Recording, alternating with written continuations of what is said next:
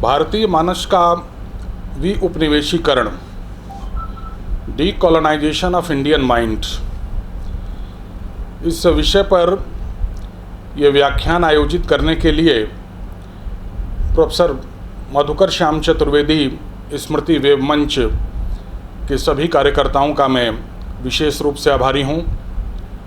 मैं विशेष रूप से आभारी हूँ प्रोफेसर एनाक्षी चतुर्वेदी जी का, जिनकी प्रेरणा से ये कार्यक्रम आयोजित हो रहे हैं और उन्होंने इन कार्यक्रमों के माध्यम से हमें प्रोफेसर मधुकर श्याम चतुर्वेदी जी के अकादमिक अवदान का एक बार फिर से स्मरण करने का अवसर प्रदान किया है।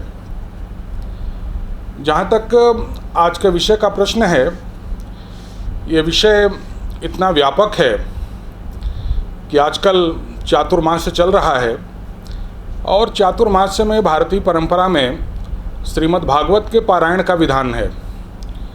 जैसा हम जानते हैं कि श्रीमद् भागवत सभी पुराणों का निचोड़ है, जहाँ वो एक तरफ कर्म का अथाह सागर है, दूसरी तरफ वो भक्ति की असीम गंगा से आप्लावित है और वहीं वो ज्ञान का एक बहुत ही रहस्यमय और बहुत ही गूढ़ स्रोत है। तो श्रीमद् भागवत की ये जो प्रकृति है, भारतीय मानस को समझने के लिए इतनी ही व्यापक प्रकृति और इतनी ही व्यापक दृष्टि की आवश्यकता है। स्वाभाविक है कि एक सीमित समय में इतने व्यापक विषय को समेट पाना बहुत मुश्किल होगा, इसलिए मैंने सुविधा की दृष्टि से इस विषय को 3 भागों में समेटने की कोशिश की है। पहले भाग में हम ये समझने की चेष्टा करेंगे कि भारतीय मानस से हमारा अभिप्राय क्या है। दूसरे भाग में हम ये समझने की चेष्टा करेंगे कि इस भारतीय मानस का उपनिवेशीकरण कैसे हुआ, ये कॉलोनाइज कैसे हुआ। और तीसरे भाग में हम ये समझने की चेष्टा करेंगे कि भारतीय मानस के विउपनिवेशीकरण के क्या प्रयास हुए और आगे चल करके हम लोगों को भी किस प्रकार के प्रयास करने की आवश्यकता है। जहाँ तक पहले विषय का प्रश्न है कि भारतीय मानस का स्वरूप क्या है, तो इस विषय को स्पष्ट करने के लिए मैं उसी शैली का प्रयोग करूँगा जिस शैली का प्रयोग महर्षि अरविंद ने अपनी पुस्तक फाउंडेशंस ऑफ इंडियन कल्चर में किया है। जब एक व्यक्ति विलियम आर्चर ने ये प्रश्न पैदा कर दिया कि क्या भारत एक सभ्य राष्ट्र है, इज इंडिया सिविलाइज्ड, तो इस प्रश्न का उत्तर देने के लिए महर्षि अरविंद ने जिस पुस्तक की रचना की वो पुस्तक है फाउंडेशंस ऑफ इंडियन कल्चर, या भारतीय संस्कृति के आधार। और इस बात को बताने के लिए महर्षि अरविंद ने बहुत ही व्यवस्थित तरीके से सबसे पहले उन्होंने भारतीय आध्यात्मिकता, धर्म और दर्शन का स्वरूप क्या है, फिर उसकी संस्कृति और उसके समाज का स्वरूप क्या है, फिर उसके साहित्य का स्वरूप क्या है, फिर उसकी अर्थनीति, उसकी कला दृष्टि का स्वरूप क्या है और तदुपरांत उसकी राजनीति का स्वरूप क्या है। इन सभी प्रश्नों को उन्होंने क्रमवार तरीके से, सिलसिलेवार तरीके से, बहुत ही व्यवस्थित और बहुत ही व्यापक तरीके से प्रस्तुत किया है।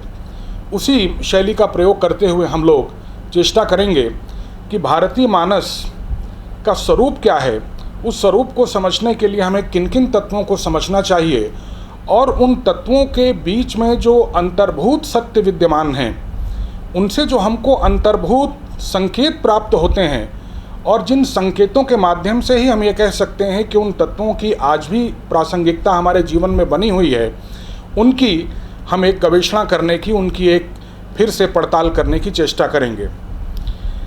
सबसे पहले, जैसे दुनिया के सभी राष्ट्र हैं, सभी सभ्यताएं हैं, देखने में ये आता है कि सभी सभ्यताओं का जो बाहरी कलेवर होता है वो लगभग समान होता है, लेकिन जो मूल भेद होता है सभ्यताओं में वो उनके आंतरिक कलेवर में होता है, उनकी आंतरिक तासीर में होता है। अगर भारतवर्ष की दृष्टि से इस पर विचार करें तो जो भारतवर्ष की आंतरिक तासीर है, जो उसकी आंतरिक विशेषता है, जो उसको और सभ्यताओं से अलग करती है, वो ये है कि भारतवर्ष एक जिज्ञासा मूलक सभ्यता है। और वो जो जिज्ञासा है, वो जिज्ञासा आत्म तत्व की जिज्ञासा है, आत्मबोध की जिज्ञासा है कि हमारा आत्म तत्व क्या है, हमारा मूल तत्व क्या है। इस तत्व की जिज्ञासा समूचे भारतीय वांग्मय और समूची भारतीय जीवन प्रणाली के पीछे एक अवान्तर कथा की तरह, एक बैकग्राउंड स्टोरी की तरह हमेशा चलती रहती है। हमारे जितने भी कार्य हैं, हमारे जितने भी संकल्प हैं, हमारे जितने भी महापुरुष हैं, उन सारे कार्यों, संकल्पों और महापुरुषों का औचित्य और उनकी उपादेयता और महत्ता इसी बात से तय होती है कि हमारी आत्मबोध की इस जिज्ञासा में वे हमारे लिए कितने साधक हैं, हमारे लिए कितने मार्गदर्शक हैं। तो ये एक मूल तत्व है भारतीय मानस को समझने का कि वो एक आत्म तत्व की जिज्ञासा की साधना है। इस आत्म तत्व की जिज्ञासा को भी समझने के लिए कुछ शुरुआती बातों को जानना आवश्यक है। इस आत्म तत्व की जिज्ञासा का प्रथम बिंदु इसका तत्वशास्त्र है, जिस तत्वशास्त्र के अनुरूप यह माना गया है कि समस्त जगत ब्रह्म का विवर्त है, समस्त सृष्टि एक ब्रह्म सत्ता की अभिव्यक्ति है, उसका मैनिफेस्टेशन है।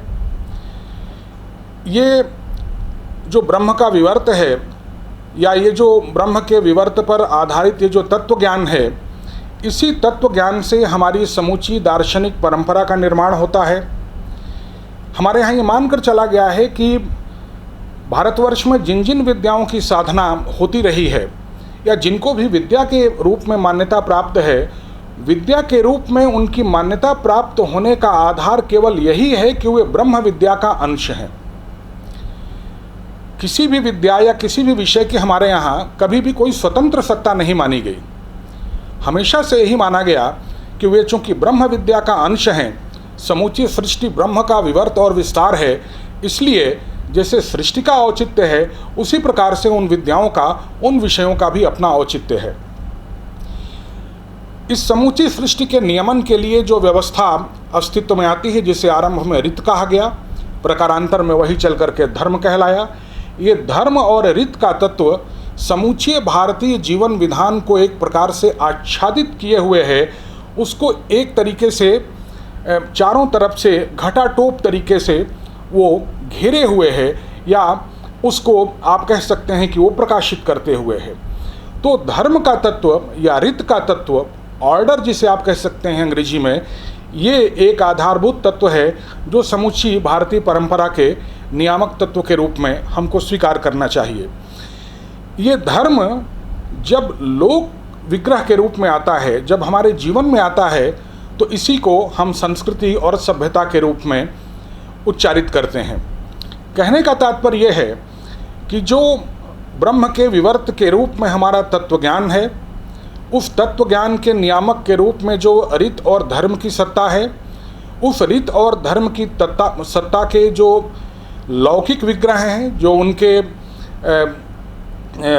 वर्ल्डली मैनिफेस्टेशंस हैं, संस्कृति और सभ्यता, ये तत्वतः समानार्थी धारणाएं हैं।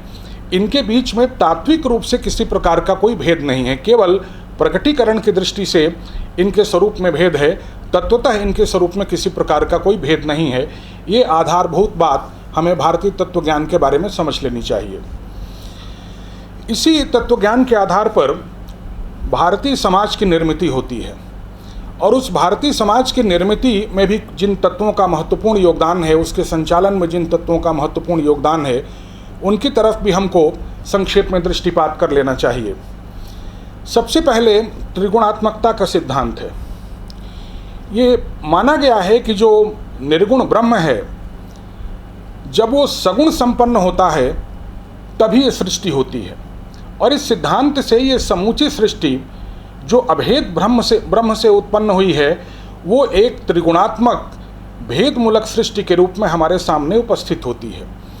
इसलिए त्रिगुणात्मकता का वो सिद्धांत, जिसके आधार पर आगे चल करके हमारी सामाजिक व्यवस्था का वर्ण का सिद्धांत प्रतिपादित हुआ, ये कोई आज की दृष्टि में समाज वैज्ञानिक सिद्धांत नहीं है, बल्कि ये एक अपने आप में परातात्विक सिद्धांत है। ये एक मेटाफिजिकल प्रिंसिपल है। इसमें कोई हमारी और आपकी इच्छा या हमारे या आपके समाज की इच्छा या अनिच्छा का प्रश्न नहीं है। ये हमारे एग्जिस्टेंस की रियलिटी है, ये हमारे अस्तित्व की वास्तविकता है कि समूची सृष्टि त्रिगुणात्मक है और उस त्रिगुणात्मकता के आधार पर हमारे यहाँ चातुर्वर्ण की व्यवस्था है। इस चातुर्वर्ण की व्यवस्था को समझने के लिए भी केवल उसे हम भौतिक स्तर पर नहीं समझ सकते, क्योंकि इसको समझने के लिए जिस विज्ञान की आवश्यकता होती है उसको हमारे यहाँ देह तत्व विज्ञान कहा गया है। और उस देह तत्व विज्ञान में जो हमारा शरीर है, जो हमारा भौतिक शरीर है, जो हमारा स्थूल शरीर है, उस स्थूल शरीर के परे भी सूक्ष्म और कारण शरीरों का अस्तित्व हमारे यहाँ स्वीकार किया गया है। यानी यहाँ भी जब तक हम सूक्ष्म और कारण शरीर के महत्व को और उनकी दृष्टि को नहीं समझते, तब तक स्थूल शरीर के महत्व को भी हम ठीक प्रकार से या उसकी उपादेयता को हम ठीक प्रकार से नहीं समझ सकते। तो ये जितने भी प्रश्न आप देखेंगे आगे चल करके, जो हमारे सामाजिक या आर्थिक या दूसरे भी प्रकार के प्रश्न हैं, वो हमारी इसी प्रकार की जो परातात्विक दृष्टि है, हमारे जो मेटाफिजिकल प्रिंसिपल्स हैं, उन मेटाफिजिकल प्रिंसिपल्स से ये आप्लावित है, इनसे स्वतंत्र नहीं है। न हमारा सामाजिक विन्यास इनसे स्वतंत्र है, न हमारा आर्थिक विन्यास इनसे स्वतंत्र है, न ही हमारा राजनीतिक विन्यास इनसे स्वतंत्र होगा। इसलिए इस बात को धीरे धीरे शनै शनै हम लोग समझने की कोशिश करेंगे। जो हमारी सामाजिक व्यवस्था है, उस सामाजिक व्यवस्था को अपने लक्ष्य को प्राप्त करने के लिए जो विधान किया गया है, वही विधान हमारे यहाँ चतुष्पुरुषार्थ की व्यवस्था है। और चतुष्पुरुषार्थ की व्यवस्था में मोटे तौर से तो जो 4 पुरुषार्थ हैं, धर्म, अर्थ, काम और मोक्ष, उन चारों पुरुषार्थों में काम और अर्थ के पुरुषार्थ को धर्म के पुरुषार्थ के द्वारा नियमित करने की चेष्टा की गई है, जिससे वो मोक्ष मूलक परम पुरुषार्थ का साधन बने। तो यहाँ भी आप देखेंगे कि जो चतुर्थ पुरुषार्थ की व्यवस्था है, उसके पीछे भी एक परातात्विक, एक मेटाफिजिकल प्रिंसिपल काम करता है। यहाँ ध्यान देने वाली बात यह है कि भारत में कर्म कारण है और ज्ञान परिणाम है, जबकि पश्चिम में ज्ञान कारण है और कर्म या व्यवहार परिणाम है।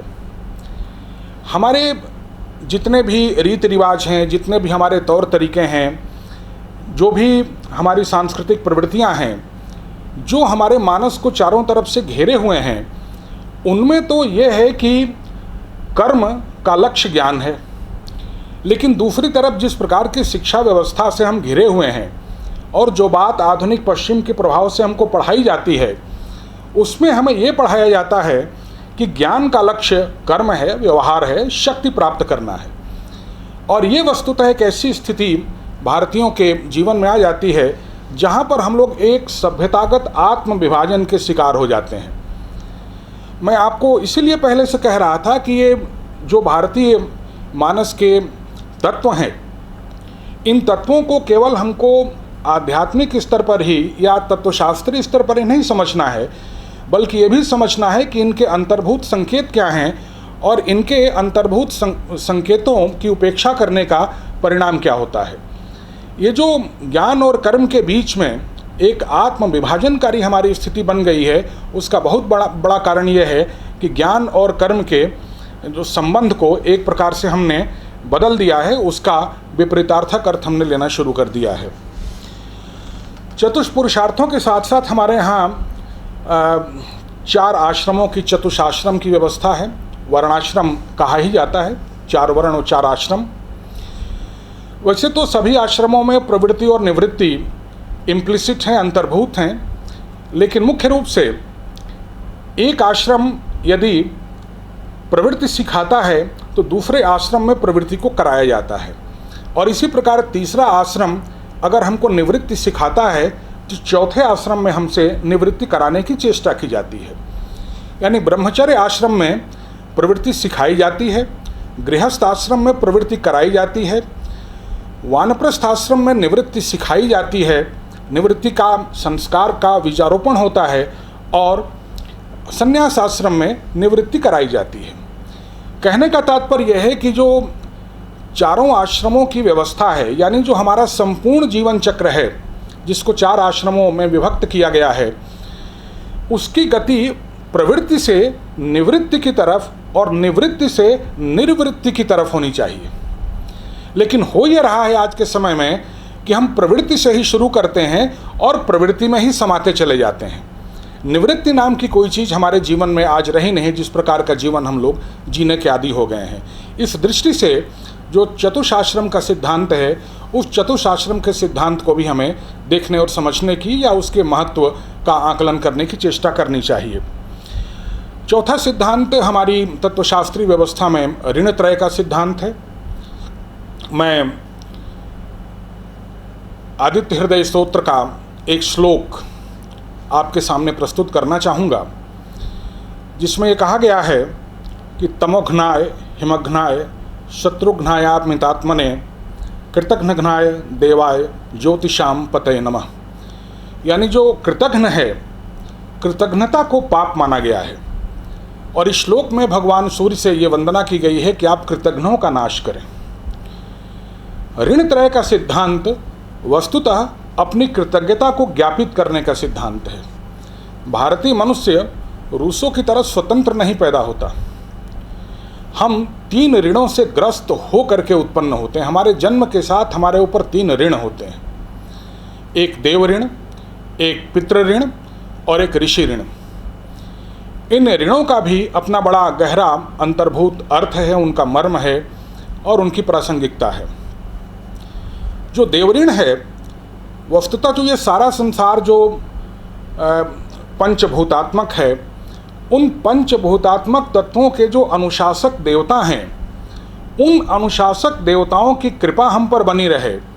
वो पंचभूत हमारे जीवन में समानुपातिक रूप से विद्यमान रहें, उनके संगठन में, उनके कंपोजिशन में किसी प्रकार का कोई उद्वेग न उत्पन्न हो, जिससे हमारे जीवन को वो प्रशांत चित्त बनाए रहें, जिससे हमारे जीवन को वो प्रशस्त बनाए रखें। इसलिए देव ऋण की महत्ता हमारे यहाँ है। प्रत्येक तत्व का एक अनुशासक देवता है और उस देवता के अनुशासन के अनुरूप ही उस तत्व के साथ हमको जीवन में बरतना है। ये देव ऋण का मुख्य अभिप्राय है। सीधी सी बात है कि जिसे आजकल हम लोग पर्यावरण का प्रश्न कह रहे हैं, वो वस्तुतः देव ऋण से जुड़ा हुआ प्रश्न है। और पर्यावरण के प्रश्न को जिस प्रकार से हम लोगों ने क्षत विक्षत किया है, भीम का यंत्रों के माध्यम से हमने अपनी पूरी सभ्यता और संस्कृति को अस्त व्यस्त किया है। शास्त्रों में इसीलिए भीम का यंत्रों के प्रयोग को उपपाप की संज्ञा दी गई है कि ऐसे यंत्र नहीं होने चाहिए जो हमारी आजीविका का हरण करें, जो हमारे कला कौशल का हरण करें और साथ साथ प्रकृति के साथ हमारे तारतम्य को अस्त व्यस्त करें। तो देवऋण को चुकाने का ये तात्पर्य है कि देवताओं के माध्यम से जो ये पंचभूतात्मक सृष्टि हमको प्राप्त हुई है, उस सृष्टि का सामंजस्य और उस सृष्टि का की समरसता को बनाए रखना ये हमारा दायित्व है, ये हमारा ऋण है। इसके उपरांत पितृ ऋण का प्रश्न है। देह तत्व विज्ञान पर आधारित पितृ ऋण के सिद्धांत की व्यवस्था है। ये अत्यंत गुह्य और गंभीर विषय है। देह तत्व विज्ञान, जैसे हमने आपको बताया कि शरीर की 3 स्थितियाँ, स्थूल, सूक्ष्म और कारण, पर यह पितृ ऋण का सिद्धांत स्थापित है। कुल परिवार की हमारी परंपरा कैसे बनी रहे, कैसे उसका रक्षण हो, कैसे उसका पोषण हो और कैसे उसका संवर्धन हो, ये पितृ ऋण के पीछे की मूल धारणा है। दूसरी बात यह है कि अगर हम भगवद गीता के प्रथम अध्याय को देखें, जिसे अर्जुन का विषाद योग कहा गया, अर्जुन की मुख्य चिंता भी यही है कि यदि इस युद्ध में हमारे परिजनों का नाश हो जाता है तो जो स्थिति उत्पन्न होगी वो वर्ण संकर की स्थिति उत्पन्न होगी और उस वर्ण संकरता से कर्म सांकर्य की स्थिति उत्पन्न होगी। इसलिए कर्म सांकर्य को, अर्थात हमारे जो परिवार की, हमारे जो कुल की परंपरा है, उसमें संकरता न पैदा हो, वो अक्षुण्ण रूप से बनी रहे, ये हमारे यहाँ पितृ ऋण की मुख्य चिंता है। इसका हमें ध्यान रखना चाहिए। ये कर्म सांकर ही है जिसने आज हमारे सामने आजीविका के बड़े संकट खड़े कर रखे हैं। तीसरा, ऋषि ऋण। ऋषि ऋण के संबंध में मैं मिलिंद पन्ह में वर्णित मिनियांडर और बौद्ध भिक्षु नागसेन के एक प्रश्नोत्तर का उल्लेख करना चाहूँगा। मिनियांडर नागसेन से कहते हैं कि किसी भी सभ्यता और संस्कृति की रक्षा के लिए, उसके उन्नयन के लिए क्या क्या आवश्यक है। इस प्रश्न के उत्तर में नागसेन कहते हैं कि किसी भी सभ्यता और संस्कृति के लिए 3 बातें आवश्यक हैं। पहले तो उस सभ्यता और संस्कृति की एक सुदीर्घ ज्ञान परंपरा हो। दूसरा, यदि उस ज्ञान परंपरा के ऊपर किसी प्रकार का आक्षेप हो तो उस आक्षेप का प्रत्युत्तर देने के लिए समर्थ आचार्य हों उस परंपरा में। और तीसरा, उस परंपरा के जो सांस्थानिक प्रकल्प हैं, जो उसके मठ और मंदिर हैं, जो उसकी संस्थाएं हैं, वो अक्षुण्ण रहनी चाहिए। ये जो हमारा ऋषि ऋण है, वो ऋषि ऋण वस्तुतः इन 3 आवश्यकताओं का स्मरण दिलाने का ही ऋण है। हमारे यहाँ ज्ञान का स्रोत भी दैवीय माना गया। उस ज्ञान को प्राप्त करने के लिए सुपात्रता की व्यवस्था है, लेकिन सुपात्रों के लिए भी आजकल जिसे कॉपीराइट कहा जाता है या सर्वाधिकारवाद कहा जाता है, इस प्रकार ज्ञान के ऊपर कोई सर्वाधिकार की अवधारणा हमारे यहाँ विद्यमान नहीं रही है। ज्ञान का स्रोत दैवीय है। ज्ञान को प्राप्त करने के लिए हमें आपको सुपात्रता अर्जित करनी पड़ेगी, लेकिन उस ज्ञान पर कोई हमारा ही सर्वाधिकार सुरक्षित नहीं है। वो ज्ञान विश्व कल्याण के लिए है, जन कल्याण के लिए है। उसका कोई पावर मोटिव नहीं है, वो कोई पावर ओरिएंटेड नॉलेज नहीं है, बल्कि वो एक सद्गुण उन्मुख ज्ञान है। उससे हमारे सद्गुण या हमारे अंदर वर्च्यू का भाव उत्पन्न होना चाहिए। ये हमारे यहाँ ज्ञान की परंपरा है। तो ये जो कुछ मूल बातें रहीं कि हमारा तत्वशास्त्र क्या है, उसके बाद त्रिगुणात्मकता का सिद्धांत क्या है, फिर हमारे यहाँ चातुर्वर्ण का सिद्धांत क्या है, पुरुषार्थ का सिद्धांत क्या है, और आश्रमों का सिद्धांत क्या है, और चातुर्वर्ण का सिद्धांत क्या है। जब भी हम भारतीय मानस को समझने की चेष्टा करेंगे या भारतीय मानस के किसी अंग विशेष को समझने की चेष्टा करेंगे, इस मूल तत्व विन्यास की समझ हमारे सामने बिल्कुल स्पष्ट होनी चाहिए, क्योंकि इसके अभाव में या इस तत्व की उपेक्षा करके हम कभी भी भारतीय मानस को ठीक प्रकार से नहीं समझ सकते, ऐसा हम लोगों का विश्वास है। अगली बात इस भारतीय तत्वज्ञान के बाद ये आती है कि इस तत्वज्ञान को किन माध्यमों से भारतीय जीवन विधान में अभिव्यक्त किया गया है। वो कौन सी हमारी साहित्य परंपरा है, जिसे हम लोग वैदिक परंपरा कहते हैं, भारतीय साहित्य परंपरा कहते हैं। थोड़ा सा बहुत संक्षेप में उसका भी अवलोकन कर लेना आवश्यक होगा। मूल हमारे यहाँ जो शास्त्र हैं उनको त्रयी कहा गया। वो 3 ऋग्वेद, यजुर्वेद और सामवेद। चौथा अथर्ववेद इन्हीं तीनों से उत्पन्न माना जाता है। इसलिए ये मूल जो हमारे यहाँ शास्त्र परंपरा है वो त्रयी की परंपरा है। इसमें हमारे जीवन के उपासना पक्ष से संबंधित मंत्र भी हैं, हमारे जीवन के कर्म क्षेत्र से भी संबंधित मंत्र हैं, और हमारे जीवन को प्रकाशित करने वाले ज्ञान कांड के भी मंत्र इन त्रयी ग्रंथों में या इन वैदिक ग्रंथों में समाहित हैं। इनके जितने भी स्वरूप हैं, चाहे वो ब्राह्मण ग्रंथों के रूप में हों, आरण्यक ग्रंथों के रूप में हों, उपनिषदों के रूप में हों, चाहे इनके जितने भी भाष्यकार हों, चाहे वो कैयट हों, मम्मट हों, सायण हों, इन सभी लोगों ने वस्तुतः जो हमारी वैदिक परंपरा है और उसका जो मूल अधिष्ठान है उससे हमको परिचित कराने की कोशिश की। इसलिए जो हमारे वेद हैं और जो वैदिक परंपरा है वो एक प्रकार से हमारे जीवन का मूल अधिष्ठान है। अब इस समूची वैदिक परंपरा को समझने के लिए जिन 2 चीज़ों की विशेष आवश्यकता है उन्हें षड्दर्शन और षडांग कहा गया है। षड्दर्शनों में हम जानते हैं मीमांसा, वेदांत, योग, सांख्य, वैशेषिक और न्याय। ये 6 दर्शन षड दर्शन के रूप में व्याप्त हैं, और ये माना जाता है कि अगर वैदिक वांग्मय का तात्पर्य हमको प्राप्त करना है, उससे विज्ञ होना है, तो इन षड दर्शनों का बोध हमको प्राप्त करना पड़ेगा। महामहोपाध्याय उमेश मिश्र ने कहा है कि ये जो 6 दर्शन हैं एक प्रकार से वैदिक वांग्मय को समझने की ये सीढ़ियाँ हैं। ये एक के बाद एक स्टेप हैं। आधुनिक जो जन हैं, जिन लोगों ने आधुनिक दृष्टि से वेदों का अध्ययन किया है, उनको इन षड दर्शनों में कई प्रकार के भेद या कई प्रकार के विरोध दिखाई देते हैं, लेकिन महामहोपाध्याय उमेश मिश्र या जो भी भारतीय सनातन परंपरा के आचार्य हैं, जो लोग उस दृष्टि से इन षड दर्शनों का अध्ययन करते हैं वो मानते हैं कि षड दर्शन वस्तुतः सीढ़ी नुमा हैं, स्टेप वाइज वो हमको इस वैदिक दर्शन का बोध कराने में सहायक हैं। इनके बीच में किसी प्रकार का कोई अंतर्विरोध व्याप्त नहीं है, केवल मूल तत्व को देखने की अलग अलग दृष्टियां हैं।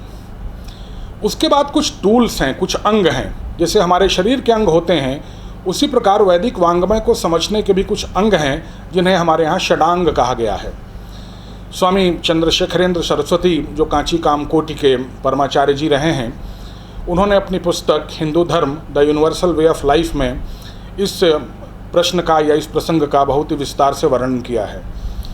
और उन्होंने कहा है कि षडांगों में जो छंद हैं वो पाद स्वरूप हैं, पैर स्वरूप हैं, जो व्याकरण है वो मुख स्वरूप है, जो निरुक्त हैं वो कर्ण स्वरूप हैं, कान स्वरूप हैं, जो शिक्षा है वो नासिका स्वरूप है, जो कल्प है वो हस्त स्वरूप है, हाथ के समान है, और जो ज्योतिष है वो नेत्र के समान है।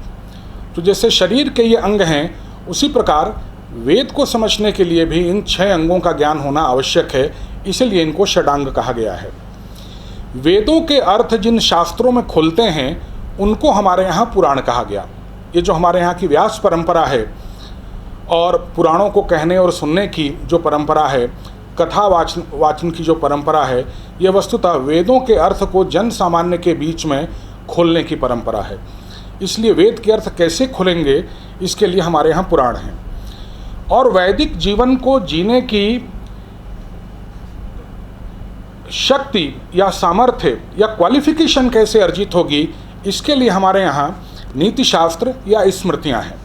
चाहे वो मनुस्मृति हो, वो पाराशर स्मृति हो, वो याज्ञवल्क्य स्मृति हो, या वो बृहस्पति स्मृति हो, ये स्मृतियाँ हमारे जीवन के कोड ऑफ कंडक्ट को तय करती हैं, हमारे आचरण विधान को तय करती हैं, जिस आचरण विधान का अनुपालन करके हम वैदिक वांग्मय के अर्थ को खोल सकते हैं, उनको समझ सकते हैं या उनको जानने में सक्षम हो सकते हैं, उनको जानने के लिए क्वालिफाई कर सकते हैं। तो ये धर्मशास्त्रों का या स्मृतियों का महत्व है। इसके साथ साथ जीवन में कई प्रकार के नीति के प्रश्न उत्पन्न होते हैं। जीवन में कई प्रकार की कंटिंजेंट सिचुएशंस आती हैं, उसमें हमको अपने सही और गलत का भेद तय करना पड़ता है, हमको अपने सही और गलत कदम तय करने पड़ते हैं। इसके लिए हमारे यहाँ नीति ग्रंथों की एक लंबी परंपरा है। वो चाहे कौटिल्य का नीति शास्त्र हो, वो चाहे विदुर नीति हो, कामंदक की नीति हो, या वो चाहे शुक्र नीति सार हो, ये वो नीति ग्रंथ हैं जिन नीति ग्रंथों के माध्यम से हम अपने जीवन में जो भी जीवन के परिचालन में जो परिस्थितियां उत्पन्न होती हैं, उन परिस्थितियों का हम सम्यक प्रकार से निराकरण कैसे करें, इन नीति ग्रंथों के माध्यम से हम इस बात को समझते हैं। इसके बाद महाकाव्यों और साहित्य की एक बहुत ही विराट परंपरा भारतवर्ष की संस्कृति में और सभ्यता में समाहित है। वो चाहे रामायण और महाभारत हों, वाल्मीकि, व्यास, भीष्म या कालिदास हों, या उनके अवान्तर चरक, आनंदवर्धन, अभिनवगुप्त, भारवी, भवभूत या भर्तृहरि हों, या फिर इधर राजनीतिक निबंधकारों में सोमदेव सूरी, गोपाल, लक्ष्मीधर या देवण भट्ट हों, या वो राजनीति रत्नाकर के प्रणेता चंडेश्वर हों, राजनीति प्रकाश के प्रणेता मित्रमिश्र हों, नीतिमयूख के प्रणेता नीलकंठ हों, या राजधर्म कौस्तुभ के प्रणेता अनंत देव हों, नीति ग्रंथकारों की और निबंधकारों की भी एक बहुत ही सुदीर्घ परंपरा अब तक हम लोगों के जीवन में व्याप्त है। और ये परंपरा कोई समाप्त नहीं हुई है।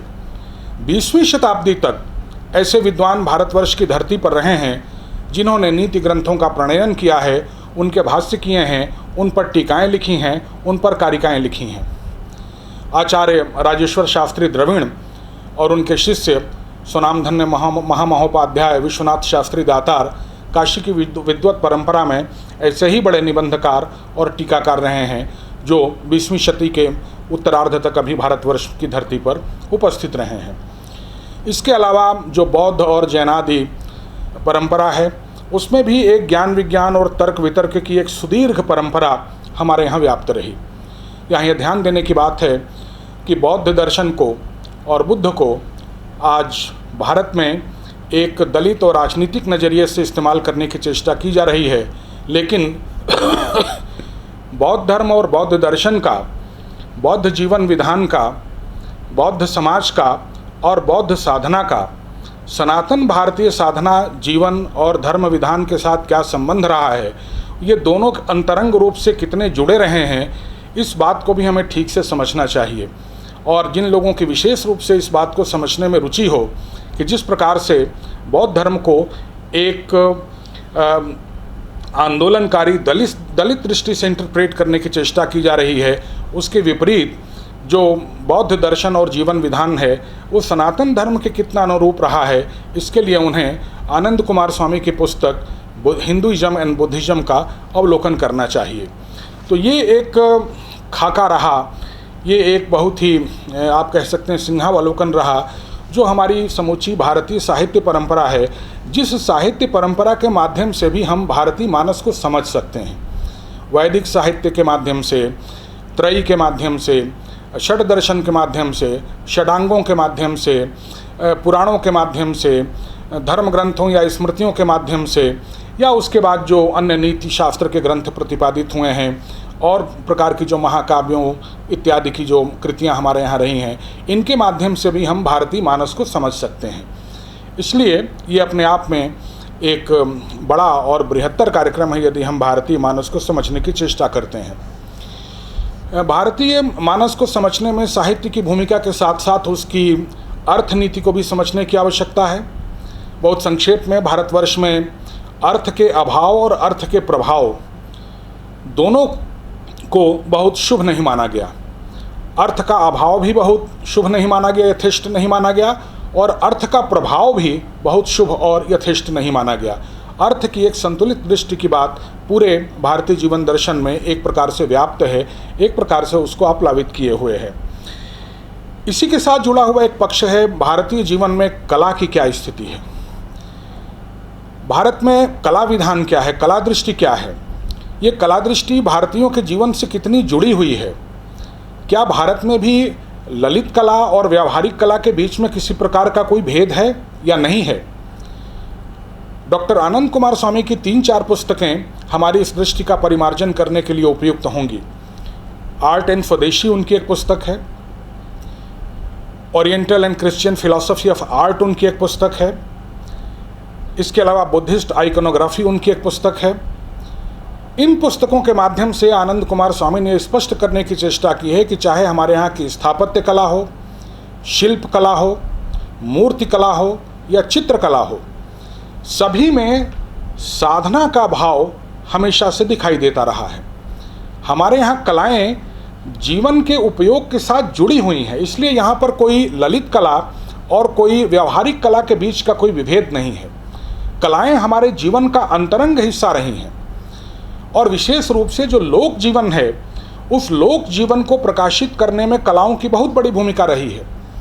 जहाँ हमारे यहाँ शास्त्रों की एक राजपथ की परंपरा रही है, वहीं पर हमारे यहाँ जीवन में एक लोकपथ की भी परंपरा रही है, जिसे आनंद कुमार स्वामी साइड वे टू एटर्निटी कहते हैं। शास्त्रों के अवगाहन से हम जिस तत्व को प्राप्त कर सकते हैं, लोक जीवन के अवगाहन से भी हम उसी तत्व को प्राप्त कर सकते हैं, और उस तत्व को प्राप्त कराने में हमारी कलाओं की बहुत ही महत्वपूर्ण भूमिका है। अपने कला तत्व को भी समझना चाहिए कि कलाएं हमारे यहाँ उस परम तत्व की साधना की उत्पत्ति हैं, वो अनुकृति नहीं है।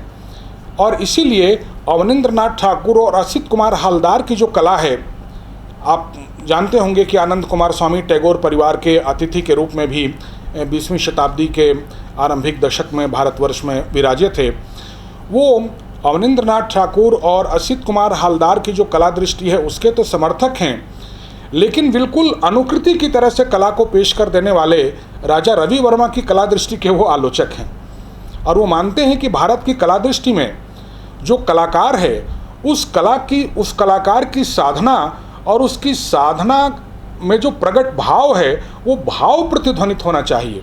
उस भाव की प्रमुखता है, अनुकृति की या नकल की यहाँ प्रमुखता नहीं है। ये बात अपने आप में बहुत ही महत्वपूर्ण है। और उन्होंने माना है कि अगर भारतवर्ष को पुनर्जीवित करना है, उसकी अर्थरचना को पुनर्जीवित करना है, तो भारतवर्ष की कला को पुनर्जीवित किए बिना आप उसकी अर्थरचना को, आप उसके स्वावलंबन को, आप उसके स्वदेशी के भाव को आप कभी पुनर्जागृत नहीं कर सकते।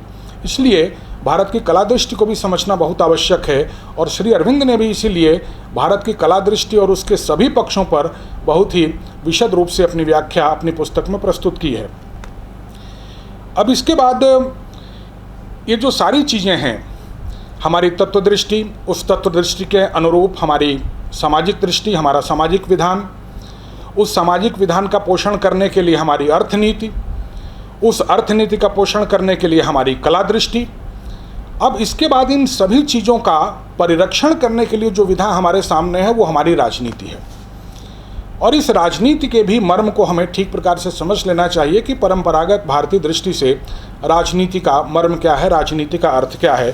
थोड़ा सा विस्तार में हम लोग इसको समझने की कोशिश करेंगे, क्योंकि प्रोफेसर मधुकर श्याम चतुर्वेदी जी का भी और मीनाक्षी मैम का भी संबंध मूल रूप से राजनीति शास्त्र से ही है और मैं भी राजनीति शास्त्र का ही एक विद्यार्थी हूँ।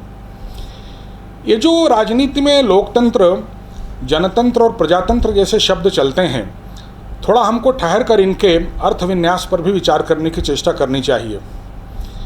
शब्दों का एक बड़ा अनोखा अर्थ संसार होता है। कई बार ऊपर से देखने में वे एक दूसरे के समानार्थी प्रतीत होते हैं, लेकिन अर्थ और भाव की दृष्टि से उनके अंदर कई बार गंभीर अंतर दिखाई देता है। इसलिए ये जो लोकतंत्र, प्रजातंत्र और जनतंत्र, इनको हम समानार्थी रूप में प्रयोग कर लेते हैं।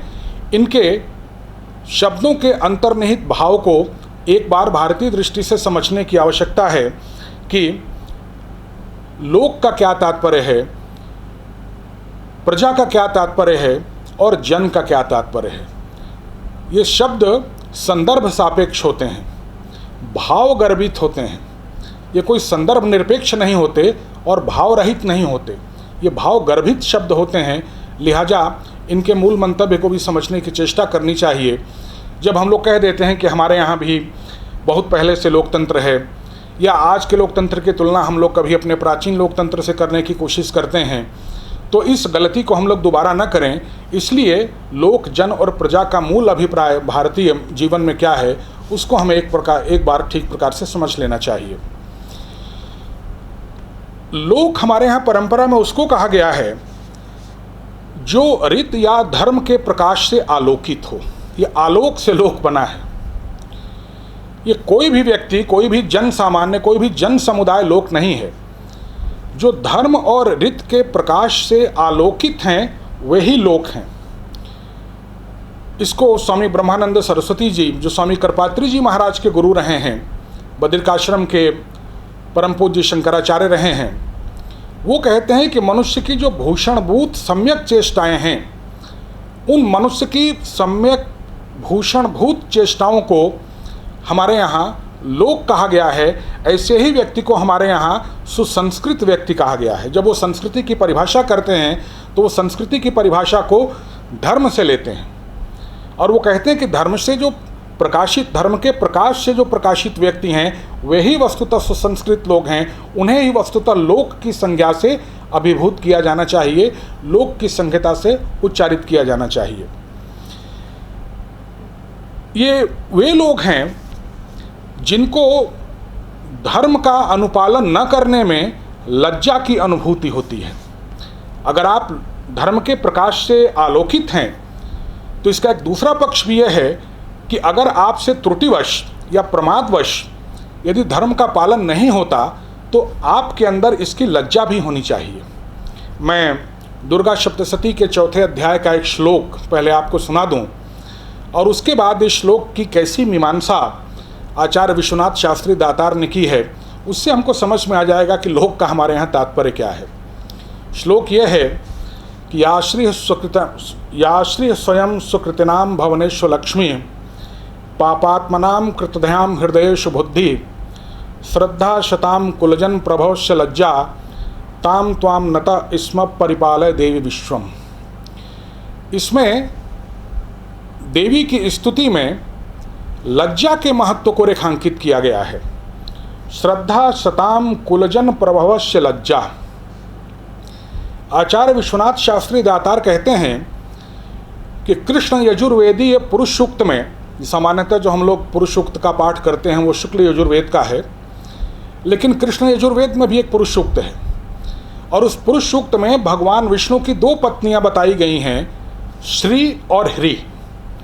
श्री का तात्पर्य है लक्ष्मी और ह्री का तात्पर्य है लज्जा। अर्थात श्री का निवास वहीं पर होगा जहां पर अपने धर्म का पालन न करने के कारण लोक के अंदर लज्जा का तत्व विद्यमान होगा। ये बहुत मार्मिक तत्व है।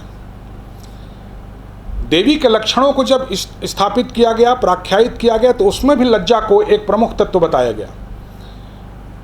और कृष्ण यजुर्वेद में जो सृष्टि के पालक भगवान विष्णु हैं, उनकी पत्नियों में भी श्री का निवास तभी है जब ह्री का निवास उनके साथ है। ये लज्जा कोई साधारण लज्जा नहीं है, बल्कि इसका प्रधान केंद्र वो भारतवर्ष है जिस भारतवर्ष का वर्णाश्रमी समाज अपने वर्णाश्रम धर्म का पालन न कर पाने के कारण लज्जाशील होता है या लज्जा का अनुभव करता है। अपने मूल सनातन धर्म का पालन न करने के कारण जिसके अंदर लज्जा का बोध होता है, ये उस प्रकार की लज्जा है। यदि हमारे लोगों में अपने धर्म का पालन न कर पाने की, चाहे वो त्रुटिवश न कर पाते हों, चाहे वो प्रमादवश न कर पाते हों, चाहे वो अज्ञानवश न कर पाते हों, यदि इसकी लज्जा नहीं है तो उनको लोक के नाम से उच्चारित नहीं किया जा सकता। लोक अपने आप में बहुत ही गंभीर शब्द है, उसकी जो निरुक्ति है वो भारतीय परंपरा में बहुत ही गंभीर है। इसलिए जब हम लोकतंत्र कहते हैं तो लोक का क्या अभिप्राय है, इसके गंभीर अर्थ को हमें ठीक प्रकार से समझ लेना चाहिए। इसी प्रकार प्रजा शब्द है। प्रजा शब्द में एक पालक और पावित का संबंध विद्यमान है, उसमें एक पालक भाव विद्यमान है। इसमें एक दोहरी मर्यादा है।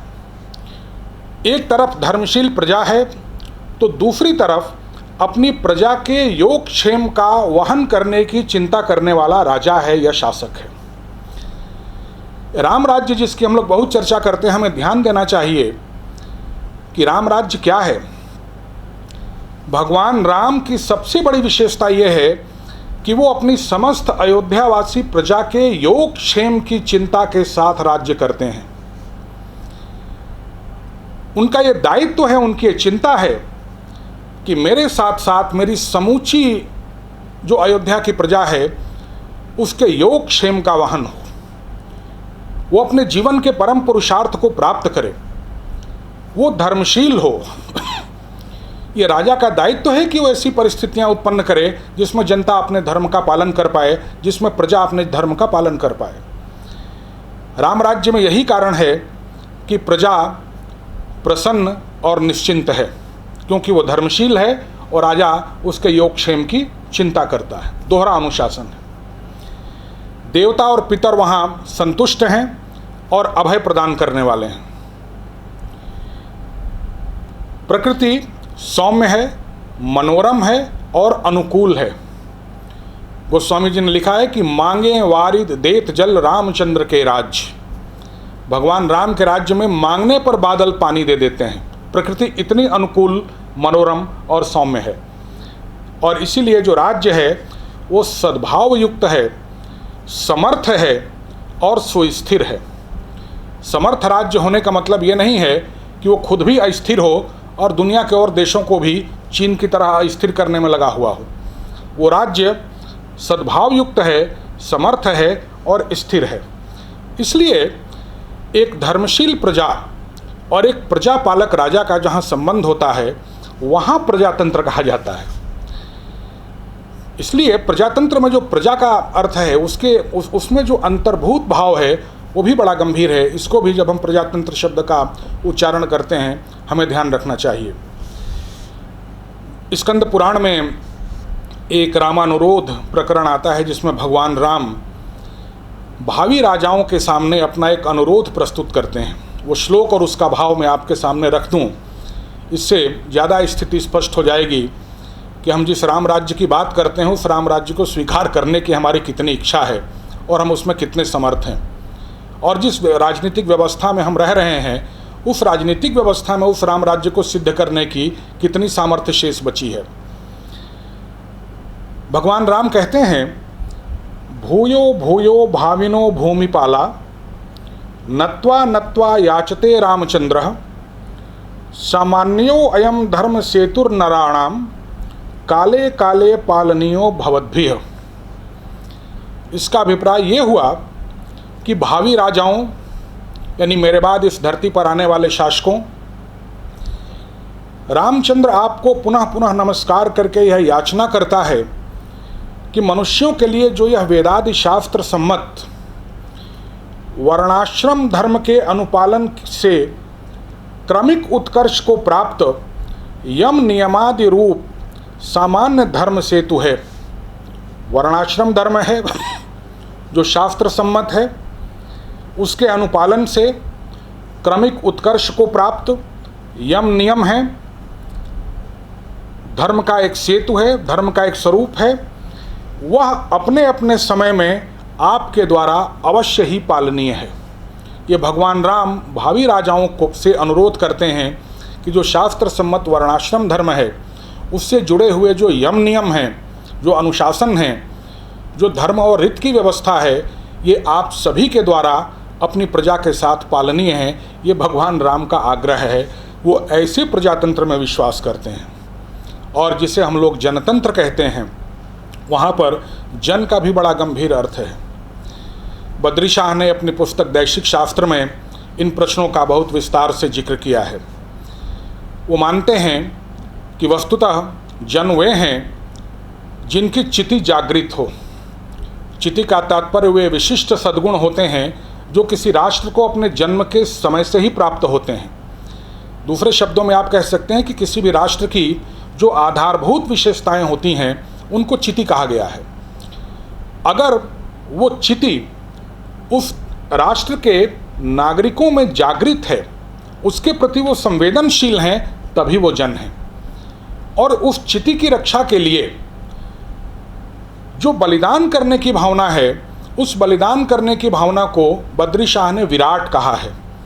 और उन्होंने कहा है कि चिति की सामर्थ्य, चिति की रक्षा और विराट का प्रकाश, ये दोनों एक दूसरे से जुड़े हुए हैं।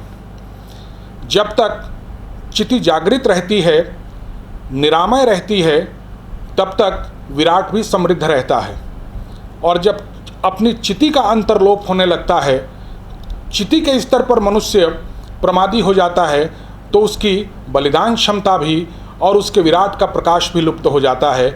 और ऐसा राष्ट्र टी.एस. इलियट के शब्दों में केवल भीड़ या केवल मॉब बन करके रह जाता है। टी.एस. इलियट ने अपनी पुस्तक the idea of a Christian society में कहा है कि much and more industrialised society, much and more easily the materialistic philosophy will flourish in it and much and more dead philosophy will be. A society which is alienated from its culture, a civilization which is detached from its civilization, from its tradition, is nothing but a mob. और अंत में वो कहते हैं कि mob will never be less than a mob even if it is well fed, well housed, well clothed and even well disciplined. और एक भीड़ जो अपनी संस्कृति से, अपनी परंपरा से कटी हुई है, वो एक भीड़ ही है, चाहे वो जितने अच्छे कपड़े पहनती हो, चाहे वो जितना अच्छा भोजन करती हो, चाहे वो जितने अच्छे घरों में रहती हो, या वो चाहे आपको जितना अनुशासित दिखती हो। तो ये जो अपनी संस्कृति, अपनी चिति से विस्मृत, अपने राष्ट्रीय चरित्र से विस्मृत और उस राष्ट्रीय चरित्र के लिए त्याग करने की भावना से च्युत जो लोग हैं, वो जन नहीं हैं, वो भीड़ हैं, वो मॉब हैं। इसलिए जब हम जनतंत्र शब्द का उच्चारण करते हैं तो भी हमें इसके गंभीर निहितार्थ को समझ लेना चाहिए। इसके बाद हम लोग संविधान की हमारी दृष्टि क्या है, विधि शास्त्र की हमारी दृष्टि क्या है, बहुत संक्षेप में इसको भी समझने की चेष्टा करेंगे। वस्तुतः संविधान के माध्यम से वो वेग और बल उत्पन्न होना चाहिए जिससे हमारा परम कल्याण सिद्ध हो सके। पुरी पीठ के परम पूज्य शंकराचार्य स्वामी निश्चलानंद जी महाराज से जब ये प्रश्न पूछा गया कि विधान से और संविधान से आपका क्या तात्पर्य है, तो उन्होंने संविधान के स्वरूप को स्पष्ट करते हुए ये बात कहा कि जो हमारे जीवन का परम पुरुषार्थ है, परम लक्ष्य है, जिसे अभी हम लोगों ने आत्मबोध की साधना कहा, आत्म साक्षात्कार का प्रश्न कहा। संविधान के अंदर ऐसा बल और वेग उत्पन्न करने की सामर्थ्य होनी चाहिए जिससे हम अपने जीवन का ये परम लक्ष्य सिद्ध कर सकें, तब उस संविधान का कोई मतलब है। अन्यथा संस्थाओं को जटिल बनाते चले जाना, उनके अंतर्भूत नियम कानूनों को जटिलतर बनाते चले जाना, केवल मनुष्य और मनुष्य के समाज को मैकेनाइज्ड बनाते चले जाना, उसको मशीनी बनाते चले जाना, उसको नियम कायदे कानूनों की जकड़न में जकड़ देना और उसके सारे जीवन के रस प्रवाह को शुष्क बना देना, ये कोई संविधान का मतलब नहीं होता। चाहे आप ऐसे संविधान का जितनी भी तत्परता के साथ और जितनी भी एफिशिएंसी के साथ आप पालन करा लें, संविधान का जो आधारभूत अर्थ होना चाहिए, जो उसका लक्ष्य होना चाहिए, उसको स्वामी निश्चलानंद महाराज जी इस प्रकार से व्यक्त करते हैं। जो हमारा वर्तमान संविधान है, जिसके साथ हम देखते हैं कि इसके साथ कोई हमारा तारतम्य बहुत कोशिश करने के बाद भी स्वाभाविक रूप से नहीं बन पा रहा है, उसका कारण क्या है? उसका कारण ये है कि बहुत सारे ऐसे आधुनिक इहलोकवादी और संदर्भहीन मूल्य मान्यताएं हमारे संविधान में रख दी गईं, जिनका हमारे जीवन के साथ, जिनका हमारे जीवन के रस प्रवाह के साथ, जिनका हमारे मानस के साथ, जिनका हमारे बोध विन्यास के साथ कोई स्वाभाविक तादात्म्य ही नहीं है। हम समझ ही नहीं पाते कि इन शब्दों का अर्थ संदर्भ क्या है, इनकी भावभूमि क्या है, इनकी उपादेयता क्या है, इनका सांस्कृतिक विन्यास क्या है। और ऐसे संदर्भहीन और रूखे सूखे शब्दों के माध्यम से हमारे संविधान के आदर्शों को प्रस्तुत किया गया कि वो हमारे जीवन को अंदर से कभी स्पंदित ही नहीं कर पाते और परिणाम स्वरूप उनके प्रति हमारी कोई सकारात्मक संवेदनशीलता उत्पन्न ही नहीं हो पाती। और यही कारण है कि उस संविधान के आधार पर चलने वाली सरकार लोगों की स्वाभाविक निष्ठा नहीं हासिल कर पाती है और लोग उस सरकार के प्रति कोई योगक्षेम वो आपका धारण करेगी इस विश्वास के साथ नहीं देख पाते हैं। और इसलिए निरंतर जनता और सरकार के बीच में संघर्ष, एक खींचतान की स्थिति बनी रहती है और आप उसका जो उपाय है वो उपाय नियम कायदे कानूनों में बदलाव करके आप लाने की कोशिश करते हैं और हर बार आप उसमें असफल होते हैं, क्योंकि जिस विधान के आधार पर आप इस देश को चलाने की चेष्टा कर रहे हैं वो विधान, जिन शब्दों से, जिन धारणाओं से आप परिभाषित करने की कोशिश करते हैं, वो सभी शब्द और धारणाएं संदर्भहीन हैं या उनका कोई अपना भारतीय संदर्भ नहीं है। जब तक आप उनको सार्थक संदर्भ से युक्त नहीं करते, जब तक आप उनको कोई भारतीय संदर्भ नहीं प्रदान करते, तब तक वो शब्द और उन शब्दों से प्रेरित संविधान कभी भी भारतीय जीवन को अंदर से स्पंदनशील नहीं कर सकता। इसलिए इस हमारे समूचे संवैधानिक मैकेनिज्म पर भी एक बार गंभीरतापूर्वक विचार करने की कोशिश करनी चाहिए। और अंत में शिक्षा। शिक्षा क्या है? इस समूचे प्रकल्प में हमने अर्थनीति की चर्चा की, हमने राजनीति की चर्चा की, हमने अपने संविधान की चर्चा की, समाज की चर्चा की। फिर ये शिक्षा क्या है?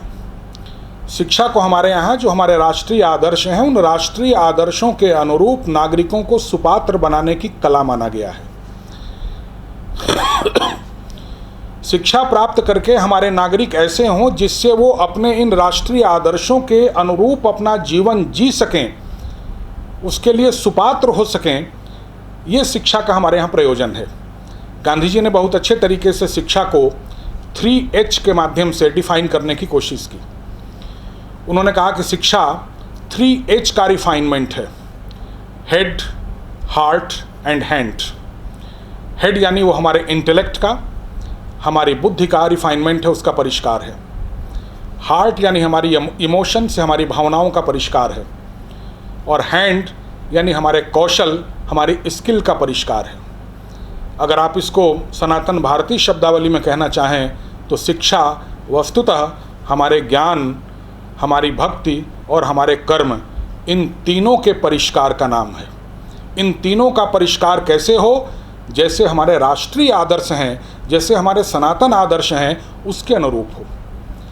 अपने नागरिकों को हम इस प्रकार से समर्थ बनाएं जिससे वो अपनी बुद्धि के माध्यम से, अपनी भावनाओं के माध्यम से और अपने कौशल के माध्यम से अपने राष्ट्रीय चरित्र के रूप में जीने में सामर्थ्यवान हो सकें, ये शिक्षा का दायित्व है। आज की हमारी शिक्षा हमें कहाँ ले जा रही है और इस लक्ष्य को प्राप्त करने में वो कितनी सक्षम है, इसकी कोई अलग से विवेचना करने की बहुत आवश्यकता इस समय नहीं है। हम सभी लोग पढ़े लिखे जगत से हैं, हम लोग इसकी वास्तविकता को ठीक प्रकार से समझते हैं। एक पक्ष तो ये हुआ कि ये भारतीय मानस है क्या, भारतीय मानस का मूल लक्ष्य क्या है, उस मूल लक्ष्य को प्राप्त करने के लिए उसका तत्व विन्यास क्या है, उस तत्व विन्यास का अधिष्ठान समाज क्या है, उसकी समाज रचना क्या है, उसके अंतर्भूत तत्व क्या हैं, उस समाज का परिपोषण करने के लिए हमारी अर्थनीति और कला नीति क्या है, कला दृष्टि क्या है, इन सब का परिरक्षण करने के लिए हमारे यहाँ राजनीति का क्या तात्पर्य है, और इन सभी के को हमारे चरित्र में इनकलकेट करने के लिए, प्रविष्ट करने के लिए शिक्षा का हमारे यहाँ क्या स्वरूप है, इन बातों की चर्चा अभी तक हम लोगों ने करने की कोशिश की। इससे मोटा मोटा ये स्पष्ट हो जाना चाहिए कि भारतीय मानस का स्वरूप क्या है। यदि हम भारतीय मानस के स्वरूप को समझना चाहते हैं तो हमको इसके किन किन अवयवों पर विचार करने की ज़रूरत है, किन किन कंपोनेंट्स को हमें ध्यान रखने की आवश्यकता है और उनकी विशेष दृष्टि क्या है। अब हम इसके दूसरे भाग पर आते हैं कि जो भारतवर्ष है ये अपने आप में एक धर्म प्राण अधिष्ठान है, ये हमने जाना। संस्कृति और सभ्यता का जो प्रश्न है वो एक धर्ममूलक प्रश्न है, वो धर्म के लौकिक विग्रह ही माने गए हैं। इनका अधिष्ठान समाज है, इनका पोषक अर्थनीति और कला नीति है, इनका परिरक्षण राजनीति के द्वारा होता है और इनका उन्मेष करने के लिए हमारे यहाँ, इनका उन्मीलन करने के लिए हमारे यहाँ शिक्षा की व्यवस्था है। ये ध्यान देने की बात है कि ये सारी चीज़ें एक दूसरे से अंगांगी भाव में संबद्ध हैं, ये सभी अन्योन्याश्रित हैं, एक दूसरे से जुड़ी हुई हैं, ये अलग नहीं हैं, कंपार्टमेंटलाइज्ड नहीं हैं। इसलिए ये सारी चीज़ें यानी हमारी तत्वदृष्टि, हमारा दर्शन, हमारा धर्म, हमारी संस्कृति, हमारा समाज, हमारी अर्थनीति, हमारी कला दृष्टि, हमारी राजनीति और हमारी शिक्षा, इन सभी की या तो एक साथ प्रतिष्ठा होगी या एक साथ ये अप्रतिष्ठित होंगे। ये जो हम लोग बार बार प्रयास करते हैं, कोई कला के क्षेत्र में प्रयास कर रहा है, कोई समाज के क्षेत्र में प्रयास कर रहा है, कोई शिक्षा के क्षेत्र में प्रयास कर रहा है, और हमारे सारे प्रयास लगभग निष्फल होते चले जा रहे हैं। उसका कारण ये है कि ये चीज़ें अलग अलग प्रतिष्ठित या अप्रतिष्ठित नहीं हो सकती। इन सभी चीज़ों की एक साथ प्रतिष्ठा होगी या एक साथ इनकी अप्रतिष्ठा होगी। अंग्रेजों ने इस बात को समझ लिया था और जब उनको ये लग गया कि भारतीय शिक्षा के ताने बाने को तहस नहस किए बिना हम भारत के जन समुदाय पर बहुत दिन तक शासन नहीं कर सकते और वो यहाँ की शिक्षा व्यवस्था को तहस नहस या छिन्न भिन्न नहीं कर पा रहे थे, तब उन्होंने तत्कालीन भारतीय शिक्षा जो उनके हाथ में नहीं थी, जो समाज के हाथ में थी, उसको छोड़ करके जो विधान, संविधान और प्रशासन का प्रश्न था, जो कानून और एडमिनिस्ट्रेशन का प्रश्न था, उसके स्वरूप को उन्होंने इस प्रकार से बदल दिया जिसका परंपरागत शिक्षा के साथ कोई संबंध ही न रह जाए। जब प्रशासन और न्याय जो उनके हाथ में है उसका स्वरूप ऐसा हो जाए कि उस परंपरागत शिक्षा के साथ आपका कोई उनका संबंध न रह जाए, तो वो परंपरागत शिक्षा अपने आप निरर्थक हो जाएगी।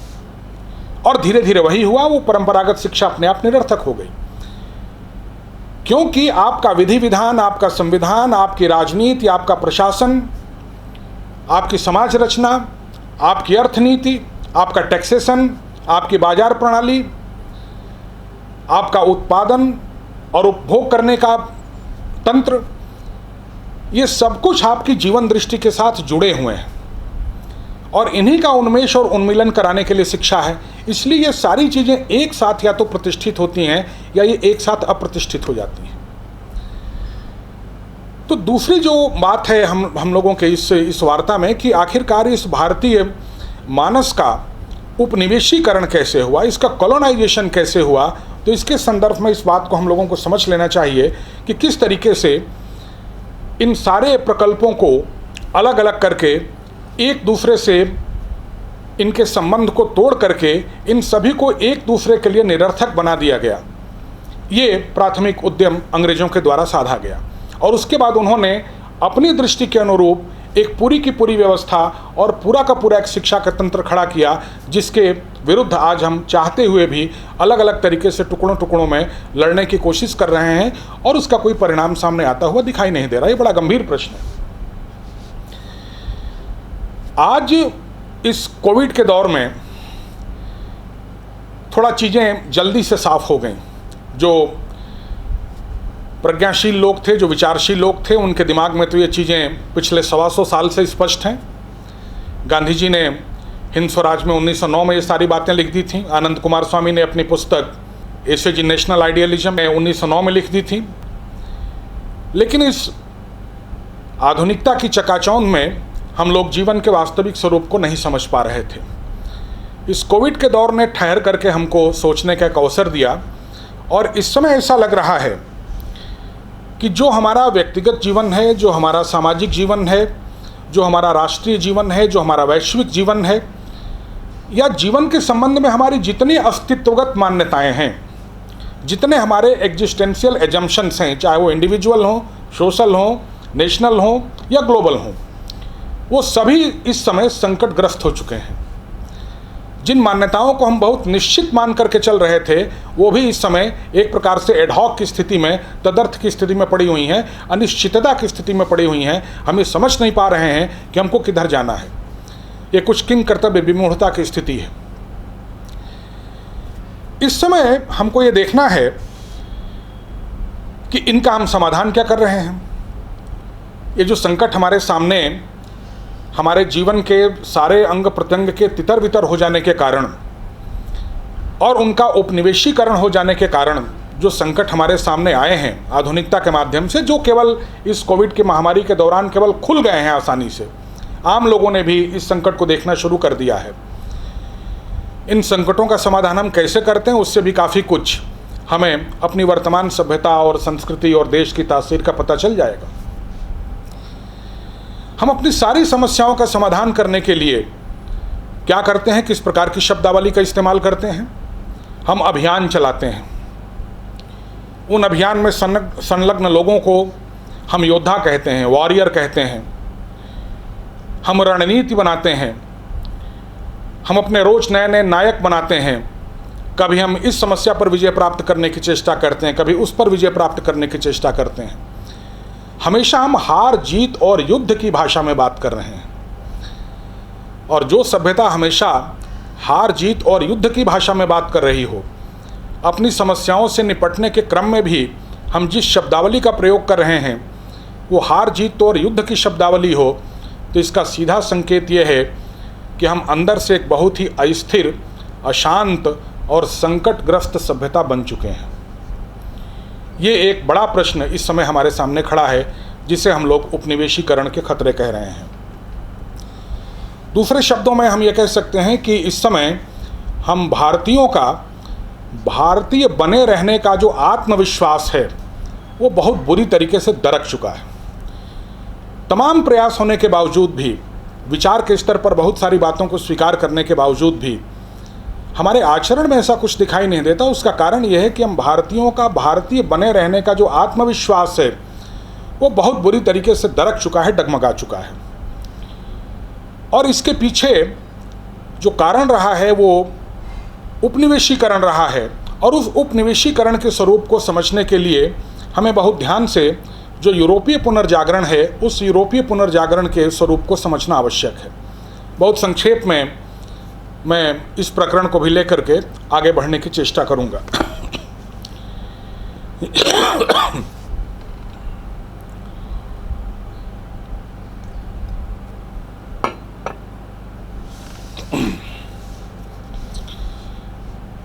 यूरोपीय पुनर्जागरण के समय जितनी भी या उसके परिणाम स्वरूप जितनी भी आधारभूत हमारी मान्यताएं थीं, उन मान्यताओं पर एक ग्रहण लगता हुआ हमको दिखाई देता। जैसा अभी हमने आपसे कहा, वो मुख्य मान्यताएं क्या थीं, पहले उन मुख्य मान्यताओं को भी हम समझ लें। उसके बाद हम ये समझने की चेष्टा करेंगे कि किस क्रम से ये मान्यताएं हमारे जीवन में आई और किस कारण से हमारे जीवन में ये व्याप्त हो गई, जिसे हम यूरोपीय पुनर्जागरण और ज्ञानोदय, यूरोपियन रेनेसां और एनलाइटनमेंट कहते हैं। उसकी 3-4 मुख्य आधारभूत मान्यताएं हैं। उसकी पहली मान्यता यह है कि वो एक प्रोटेस्टेंट उदारवादी और पूंजीवादी अर्थव्यवस्था में विश्वास करती है। अपनी भाषा में हम कहें तो एक सोने की लंका बनाने में विश्वास करती है।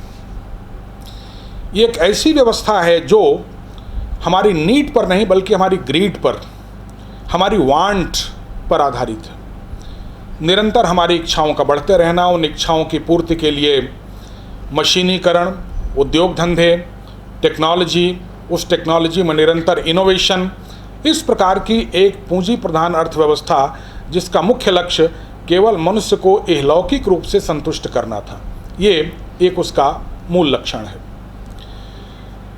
दूसरा लक्षण एक ऐसा विज्ञानवाद जो यंत्र प्रधान व्यवस्था पर आधारित है, जो केवल प्रत्यक्षवादी दृष्टि पर आधारित है, ऐसा विज्ञानवाद जिसकी किसी पराशक्ति में, किसी पराविद्या में किसी प्रकार की आस्था नहीं है, जो केवल यंत्रों, तकनीक और इनोवेशन के बल पर विश्व विजय का स्वप्न पाले हुए है, एक ऐसा विज्ञानवाद।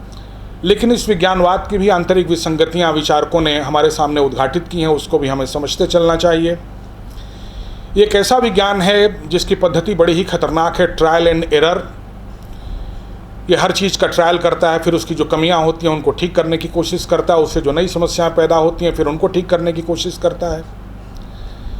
और इससे जिस प्रकार की विसंगतियां जीवन में आ रही हैं, मनुष्य के स्वास्थ्य को लेकर के, मानसिक स्वास्थ्य को लेकर के, शारीरिक स्वास्थ्य को लेकर के, उसकी जीवन शैली को लेकर के, उसकी सामाजिक, आर्थिक, राजनीतिक व्यवस्था को लेकर के जो एडॉकिज्म व्याप्त है, जो हम लोगों ने एक रिस्क सोसाइटी बना ली है, वो सब कुछ इसी प्रत्यक्षवादी और यंत्र प्रधान विज्ञानवाद की जो दृष्टि है उसी की देन है।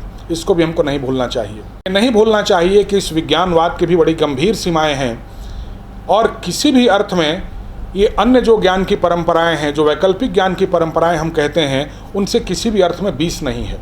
इसलिए पहले तो हमें इस विज्ञानवाद के अंधविश्वास से अपने आप को मुक्त करने की आवश्यकता है।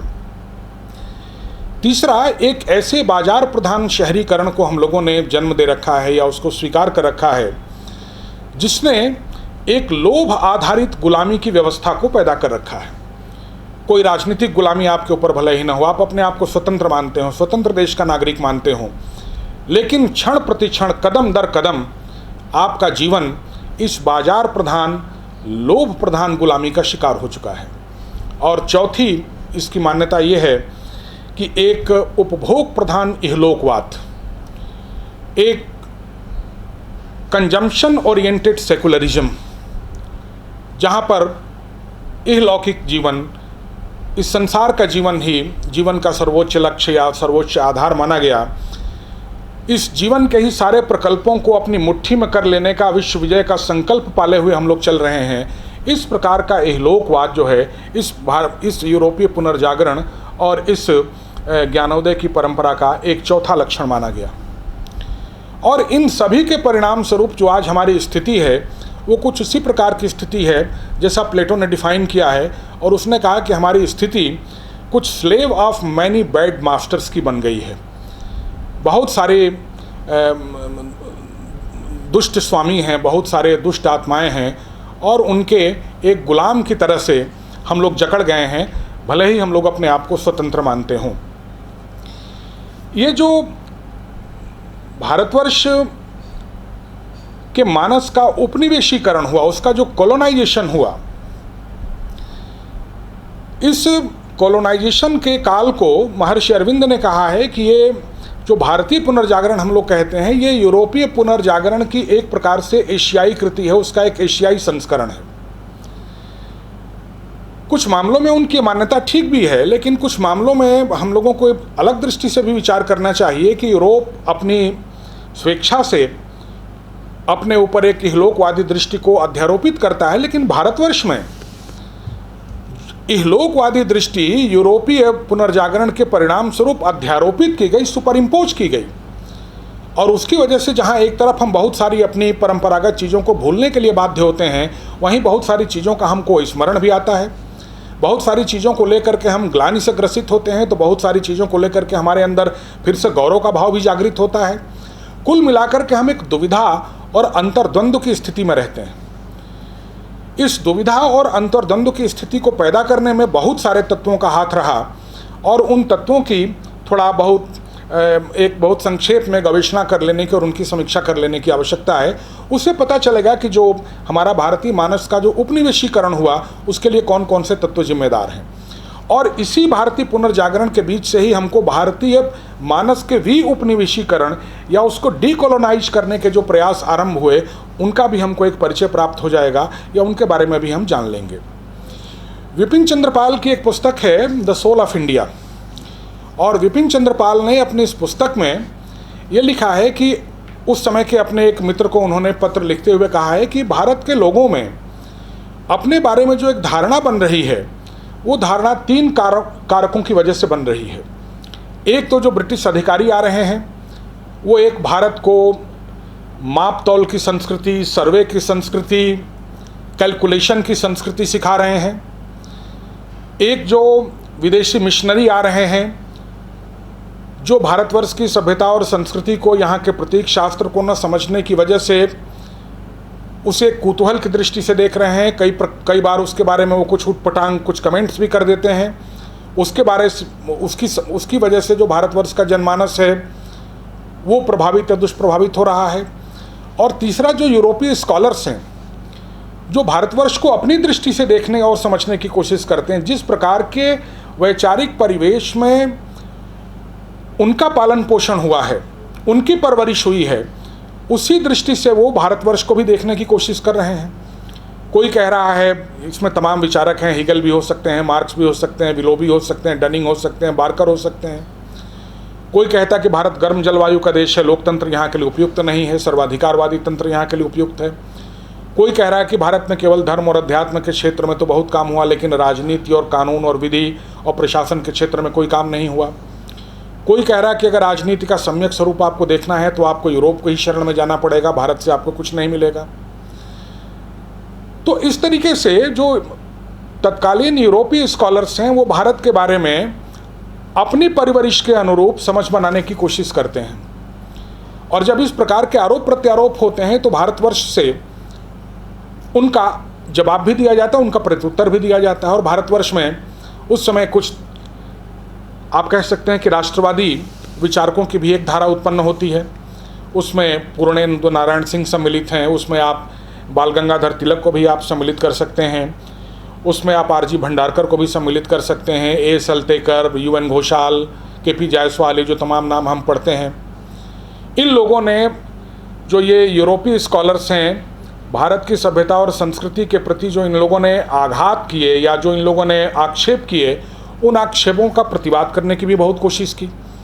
लेकिन कई बार राष्ट्रीयता के भावावेश में ये लोग कुछ ऐसी बातें भी कह जाते हैं जो भारतवर्ष में उस रूप में नहीं थी जिस रूप में वो यूरोप में है, जैसे लोकतंत्र को लेकर के या जैसे इतिहास बोध को लेकर के। वो चीज़ें उस तरीके से भारतवर्ष में कभी नहीं रही जैसा कि यूरोप में रही। लेकिन ये लोग भी कुछ अपने आप को उनके बराबर बताने के लिए या उनसे कमतर न बताने के लिए कुछ ऐसी चीज़ों की भी चर्चा कर जाते हैं जिससे वस्तुतः भारतीय आत्मा को समझने में दिक्कत होती है, असमंजस की स्थिति का सामना करना पड़ता है। इनके साथ साथ कुछ मार्क्सिस्ट विचारक भी आते हैं। 1917 की बोल्शेविक क्रांति के बाद से आप जानते हैं किस प्रकार का वातावरण पूरी दुनिया में बना। भारतवर्ष भी उससे अछूता नहीं रहा। वो चाहे अमृतपाल डांगे हों, DD कोशाम्बी हों या रोमिला थापर हों, ये सब लोग जो उत्पादन के साधन और तत्संबंधी संबंधों पर आधारित एक समाज की कल्पना कर रहे थे, जिनके लिए राज्य जो शोषक वर्ग है उसका संरक्षक था। इस प्रकार की जो मार्क्सवादी व्युत्पत्तियाँ या जो मार्क्सवादी धारणाएं उभर करके सामने आ रही थीं, उससे भी भारतीय मानस का उपनिवेशीकरण हो रहा था। वो अपने ही इतिहास को, अपने ही समाज को एक विजातीय दृष्टि से समझने की चेष्टा करने लगा। और उसके बाद जो समाजशास्त्री या नृशास्त्री आए, जो सोशियोलॉजिस्ट और एंथ्रोपोलॉजिस्ट आए, और जिनकी दृष्टि आज तक भारतीय विश्वविद्यालयों में विद्यमान है, विशेष रूप से भारतीय विश्वविद्यालयों में जो शोध हो रही है उसमें जो दृष्टि हमको दिखाई देती है वो इन्हीं समाजशास्त्रियों की या इन्हीं नृशास्त्रियों की दृष्टि है वही हमारे अध्ययन की मुख्य धारा बनी हुई है और उनकी दृष्टि से भी हम लोग बहुत प्रभावित हैं। ये इसका स्वरूप इस समय बदला भी है। उस समय यूरोप हमारे कॉलोनाइजेशन का माध्यम था, इस समय वो कॉलोनाइजेशन हमारे यहाँ अमेरिका की तरफ से हो रहा है। यूरोपीय स्कॉलर्स को भारत में आकर के यहाँ के पंडितों से जानना पड़ा, पढ़ना पड़ा, यहाँ की चीज़ को अंदर से समझना पड़ा। लेकिन इस समय अमेरिका के कोलंबिया, शिकागो या हार्वर्ड या ऑक्सफर्ड इस तरीके के विश्वविद्यालय एक नए प्रकार का कॉलोनाइजेशन या एक नए प्रकार का उपनिवेशीकरण भारतीय शिक्षा जगत के ऊपर आरोपित कर रहे हैं। ये वो स्कॉलर्स हैं जो अब काफ़ी कुछ इनसाइडर हैं। उन्होंने आकर के यहाँ के शास्त्रों को खुद जानने समझने की चेष्टा की है। उनको यहाँ के स्कॉलर्स के द्वारा बाहर के विश्वविद्यालयों में जाकर के एक स्कॉलरली सपोर्ट भी मिल रहा है। ये वो लोग हैं जिनको एक फाइनेंशियल सपोर्ट भी मिल रहा है। कई भारतीय लोगों ने ही यूरोप के विश्वविद्यालयों में, अमेरिका के विश्वविद्यालयों में इस प्रकार के अध्ययन के लिए चेयर स्थापित की है। लेकिन ये लोग अपनी ही दृष्टि से इन चीज़ों का अध्ययन करना चाहते हैं।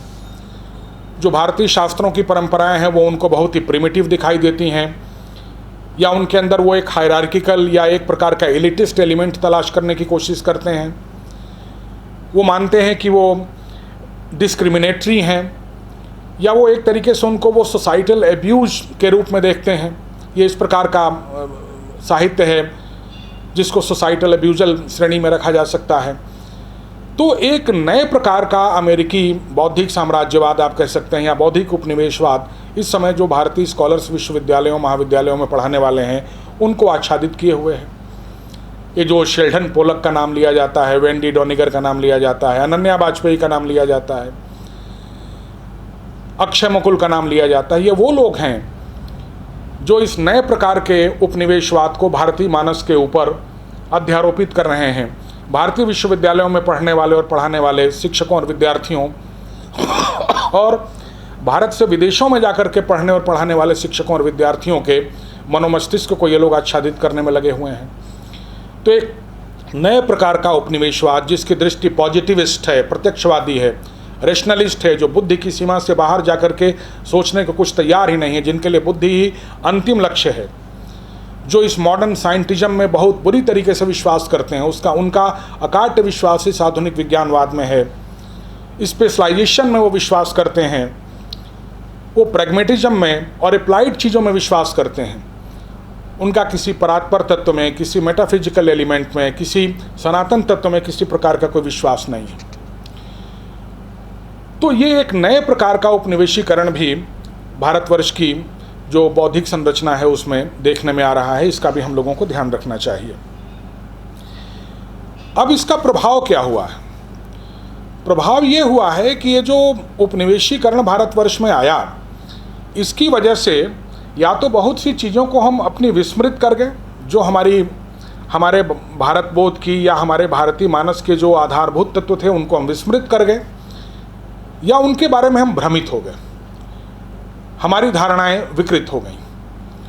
तो ये जो विस्मरण और भ्रमित होने का जो तत्व है उसको हम कह सकते हैं कि उपनिवेशीकरण के परिणाम स्वरूप हुआ। और इसलिए कहा भी गया है इस बात को कि 19वीं सदी यदि यूरोपीय राजनीतिक और आर्थिक क्रूरता की सदी थी, तो जो 20वीं सदी है वो यूरोपीय शिक्षा की क्रूरता की सदी है। जिस राजनीतिक और आर्थिक क्रूरता को हम लोगों ने 18वीं सदी में या 19वीं सदी में यूरोप के माध्यम से भोगा, 20वीं सदी में शिक्षा के माध्यम से उस क्रूरता को हम लोग भोगने के लिए अभिशप्त हैं। इस बात को हमें ध्यान में रखना चाहिए। और शिक्षा तंत्र में, इस आधुनिक शिक्षा तंत्र में जो पढ़े लिखे भारतीय हैं उनके मन में यह बिठा दिया गया कि जो 18वीं शताब्दी का भारतवर्ष था वो बहुत ही पिछड़ा हुआ था, उस समय का यूरोप बहुत ही प्रगतिशील था, और इसलिए हम उस यूरोप को फॉलो करते चले गए, उसका हम अनुकरण करते चले गए। जो भ्रम हमारे दिमाग में मुस्लिम शासक भी नहीं पैदा कर पाए अपनी सभ्यता और संस्कृति के बारे में, वो हीन भावना वो भी नहीं पैदा कर पाए, उस प्रकार की हीन भावना, भ्रम और विस्मरण अंग्रेजी शासन के परिणाम स्वरूप हमारे पढ़े लिखे लोगों में पूरी तरीके से व्याप्त हो गया। और उनके अब यहाँ से चले जाने के बाद भी उस भ्रम से और उस विस्मरण से हमारी मुक्ति नहीं हो पा रही है। ये हमारी विडंबना है, ये हमारी स्थिति है। ये हमारे उपनिवेशीकरण का स्तर है, ये उसकी गंभीरता है। आप देखिए, इस समय जितनी भी वैचारिकी है अकादमिक जगत में, चाहे वो आधुनिक वैचारिकी हो चाहे उत्तर आधुनिक वैचारिकी हो, आप जरा सभी को एक सरसरी निगाह से देख लीजिए। वो उदारवाद हो, नव उदारवाद हो या इच्छा स्वतंत्रवाद हो, वो चाहे समाजवाद हो, मार्क्सवाद हो या नव मार्क्सवाद हो, वो चाहे समुदायवाद हो, नारीवाद हो या पर्यावरणवाद हो, वो चाहे बहुसंस्कृतिवाद हो, सबाल्टर्नवाद हो या आधुनिक राष्ट्रवाद हो, इन सभी को अगर आप ध्यान से इनकी समीक्षा करने बैठेंगे, अलग अलग इनकी समीक्षा करने के समय नहीं है, तो या तो ये धारणाएं भ्रमित धारणाएं हैं, ये हमको भ्रमित करती हैं, या ये विकृत धारणाएं हैं। जिस बात का विश्लेषण करती हैं उस बात की विकृत समझ के आधार पर ये विकसित हुई धारणाएं हैं। और इन धारणाओं से हमारा सारा जो अकादमिक जगत है इस समय कितनी बुरी तरह से आच्छादित है, इसको हम लोग अच्छी तरह से समझ सकते हैं। दूसरा ये एक नुकसान हुआ कि इस समूची अंग्रेजी सभ्यता ने भारतीय जीवन के केंद्र में जो समाज था, उस समाज को विस्थापित करके भारतीय जीवन के केंद्र में राज्य को स्थापित कर दिया। और वो राज्य जो पावर सीकिंग राष्ट्र है, जो शक्ति केंद्रित राष्ट्र है, जो निरंतर शक्ति को येन केन प्रकारेण प्राप्त करने की कोशिश करना चाहता है, उस शक्ति को संपोषित करने की कोशिश करना चाहता है और उसी कोशिश को येन केन प्रकारेण वो संवर्धित करने की कोशिश करना चाहता है। इस प्रकार की राज्य व्यवस्था को हमारे जीवन में समाज की व्यवस्था को विस्थापित करके उसने स्थापित कर दिया। जो यूरोपीय लोगों की जो यशोगाथा लिखी गई जिसको हम लोग पढ़ने के लिए बाध्य हैं, उसमें कुछ ऐसे लिखा गया, ये भ्रम पैदा किया गया कि उन्होंने ज्ञान के क्षेत्र में जो तरक्की की उसी की वजह से उनका उपनिवेशवाद पूरी दुनिया में फैला। ये उनकी कुछ इंटरनल क्वालिटी बताई गई, उनके ज्ञान की वजह से उनके उपनिवेशवाद का विस्तार हुआ। मार्क्स ने भी भारतवर्ष के बारे में जो विपरीतात्मक और जो निंदात्मक टिप्पणियां की हैं उसका भी यही आधार है। लेकिन हमें इस बात को नहीं भूलना चाहिए कि ज्ञान के मामले में यूरोप में जितने भी वैज्ञानिक अनुसंधान होते हैं, वो सारे वैज्ञानिक अनुसंधान वस्तुतः युद्ध की ज़रूरतों को पूरा करने के लिए होते हैं। उनके पीछे कितनी आक्रामकता थी, शक्ति को प्राप्त करने की कितनी हवस थी, वो ज़्यादा महत्वपूर्ण थी। वो कोई शुभ उद्देश्य से या कोई ज्ञान या सद्गुण की प्राप्ति के उद्देश्य से किया गया कोई संकल्प नहीं था। तो इस प्रकार का जो उपनिवेशीकरण हुआ, इस उपनिवेशीकरण के कारण या इस उपनिवेशीकरण के उपरांत इसी भारतीय पुनर्जागरण काल में, इसी भारतीय स्वाधीनता आंदोलन के समय, जहां एक ओर देश को स्वाधीन बनाने का संकल्प चल रहा था, वहीं दूसरी ओर देश को वैचारिक रूप से जागृत करने का भी संकल्प चलने लगा था। और ऐसे कई विचारक हैं, संक्षेप में उनका भी नाम या उनकी कृतियों से भी हमको परिचित होना चाहिए, क्योंकि उन्हीं के माध्यम से हम लोग अपने मानस के मूल स्वरूप को समझ सकते हैं। जो संकट यूरोपीय उपनिवेशीकरण के माध्यम से आया, उस संकट की प्रकृति को समझ सकते हैं और उन्हीं के माध्यम से हम उपनिवेशीकरण के अपने प्रयास को या अपने तरीके को या अपने उपाय को समझ सकते हैं। विपिन चंद्रपाल उसमें एक प्रसिद्ध नाम है जिनकी हमने चर्चा की, उनकी पुस्तक द सोल ऑफ इंडिया की। लोकमान्य तिलक और उनकी पुस्तक गीता रहस्य इस मामले में बहुत ही महत्वपूर्ण है। सन्यासियों के हाथ में गीता रहस्य 20वीं शताब्दी में देखी गई है। गांधी जो अपनी सूत्र रचना हिंद स्वराज में आधुनिक यूरोपीय सभ्यता की सभी उपलब्धियों को एक सिरे से बहुत निर्मम तरीके से निरस्त कर देते हैं, हिंद स्वराज की तासीर को समझना बहुत आवश्यक है। आधुनिक यूरोपीय सभ्यता की जितनी आधुनिक, जितनी न्यायशास्त्रीय, जितनी वैज्ञानिक, जितनी भी उसकी उपलब्धियां हैं, उन सारी उपलब्धियों को गांधी ज्ञान मीमांसा के स्तर पर एक झटके में निषेधित कर देते हैं, तिरस्कृत कर देते हैं, रिजेक्ट कर देते हैं। और गांधी का आधुनिकता का ये जो रिजेक्शन है वो एक कंप्लीट रिजेक्शन है।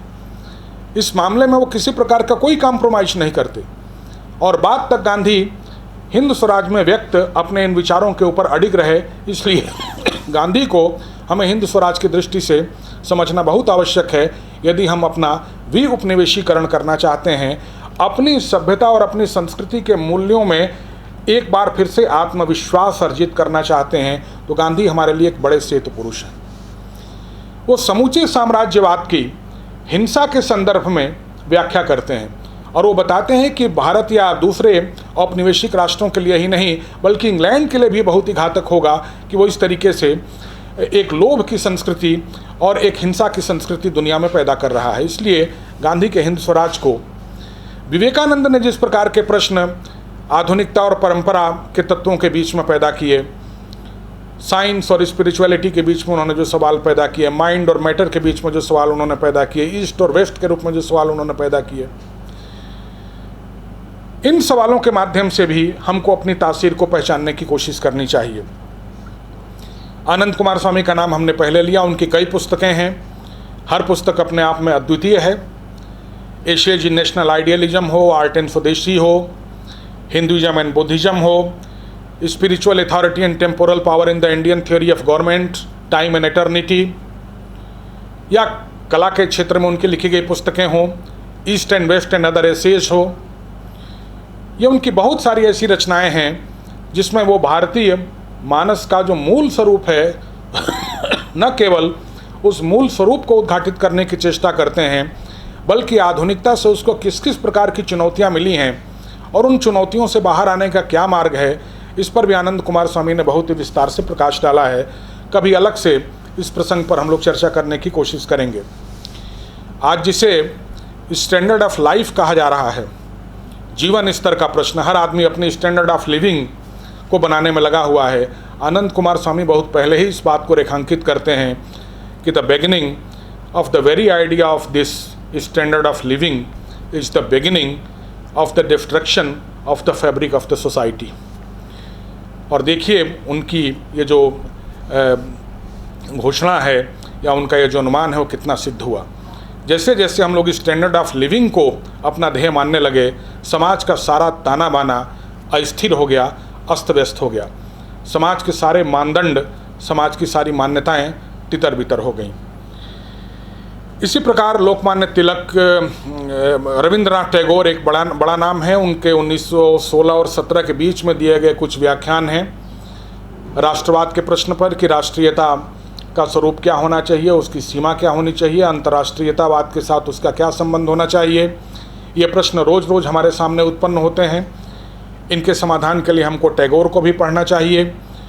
किसी भट्टाचार्य का नाम इधर बहुत लिया जा रहा है, कृष्णचंद्र भट्टाचार्य, स्वराज इन आइडियाज नाम का उनका एक लेख है जिसमें वो बताते हैं कि कितना हमको एप्रोप्रिएट करने की अपने आप को ज़रूरत है।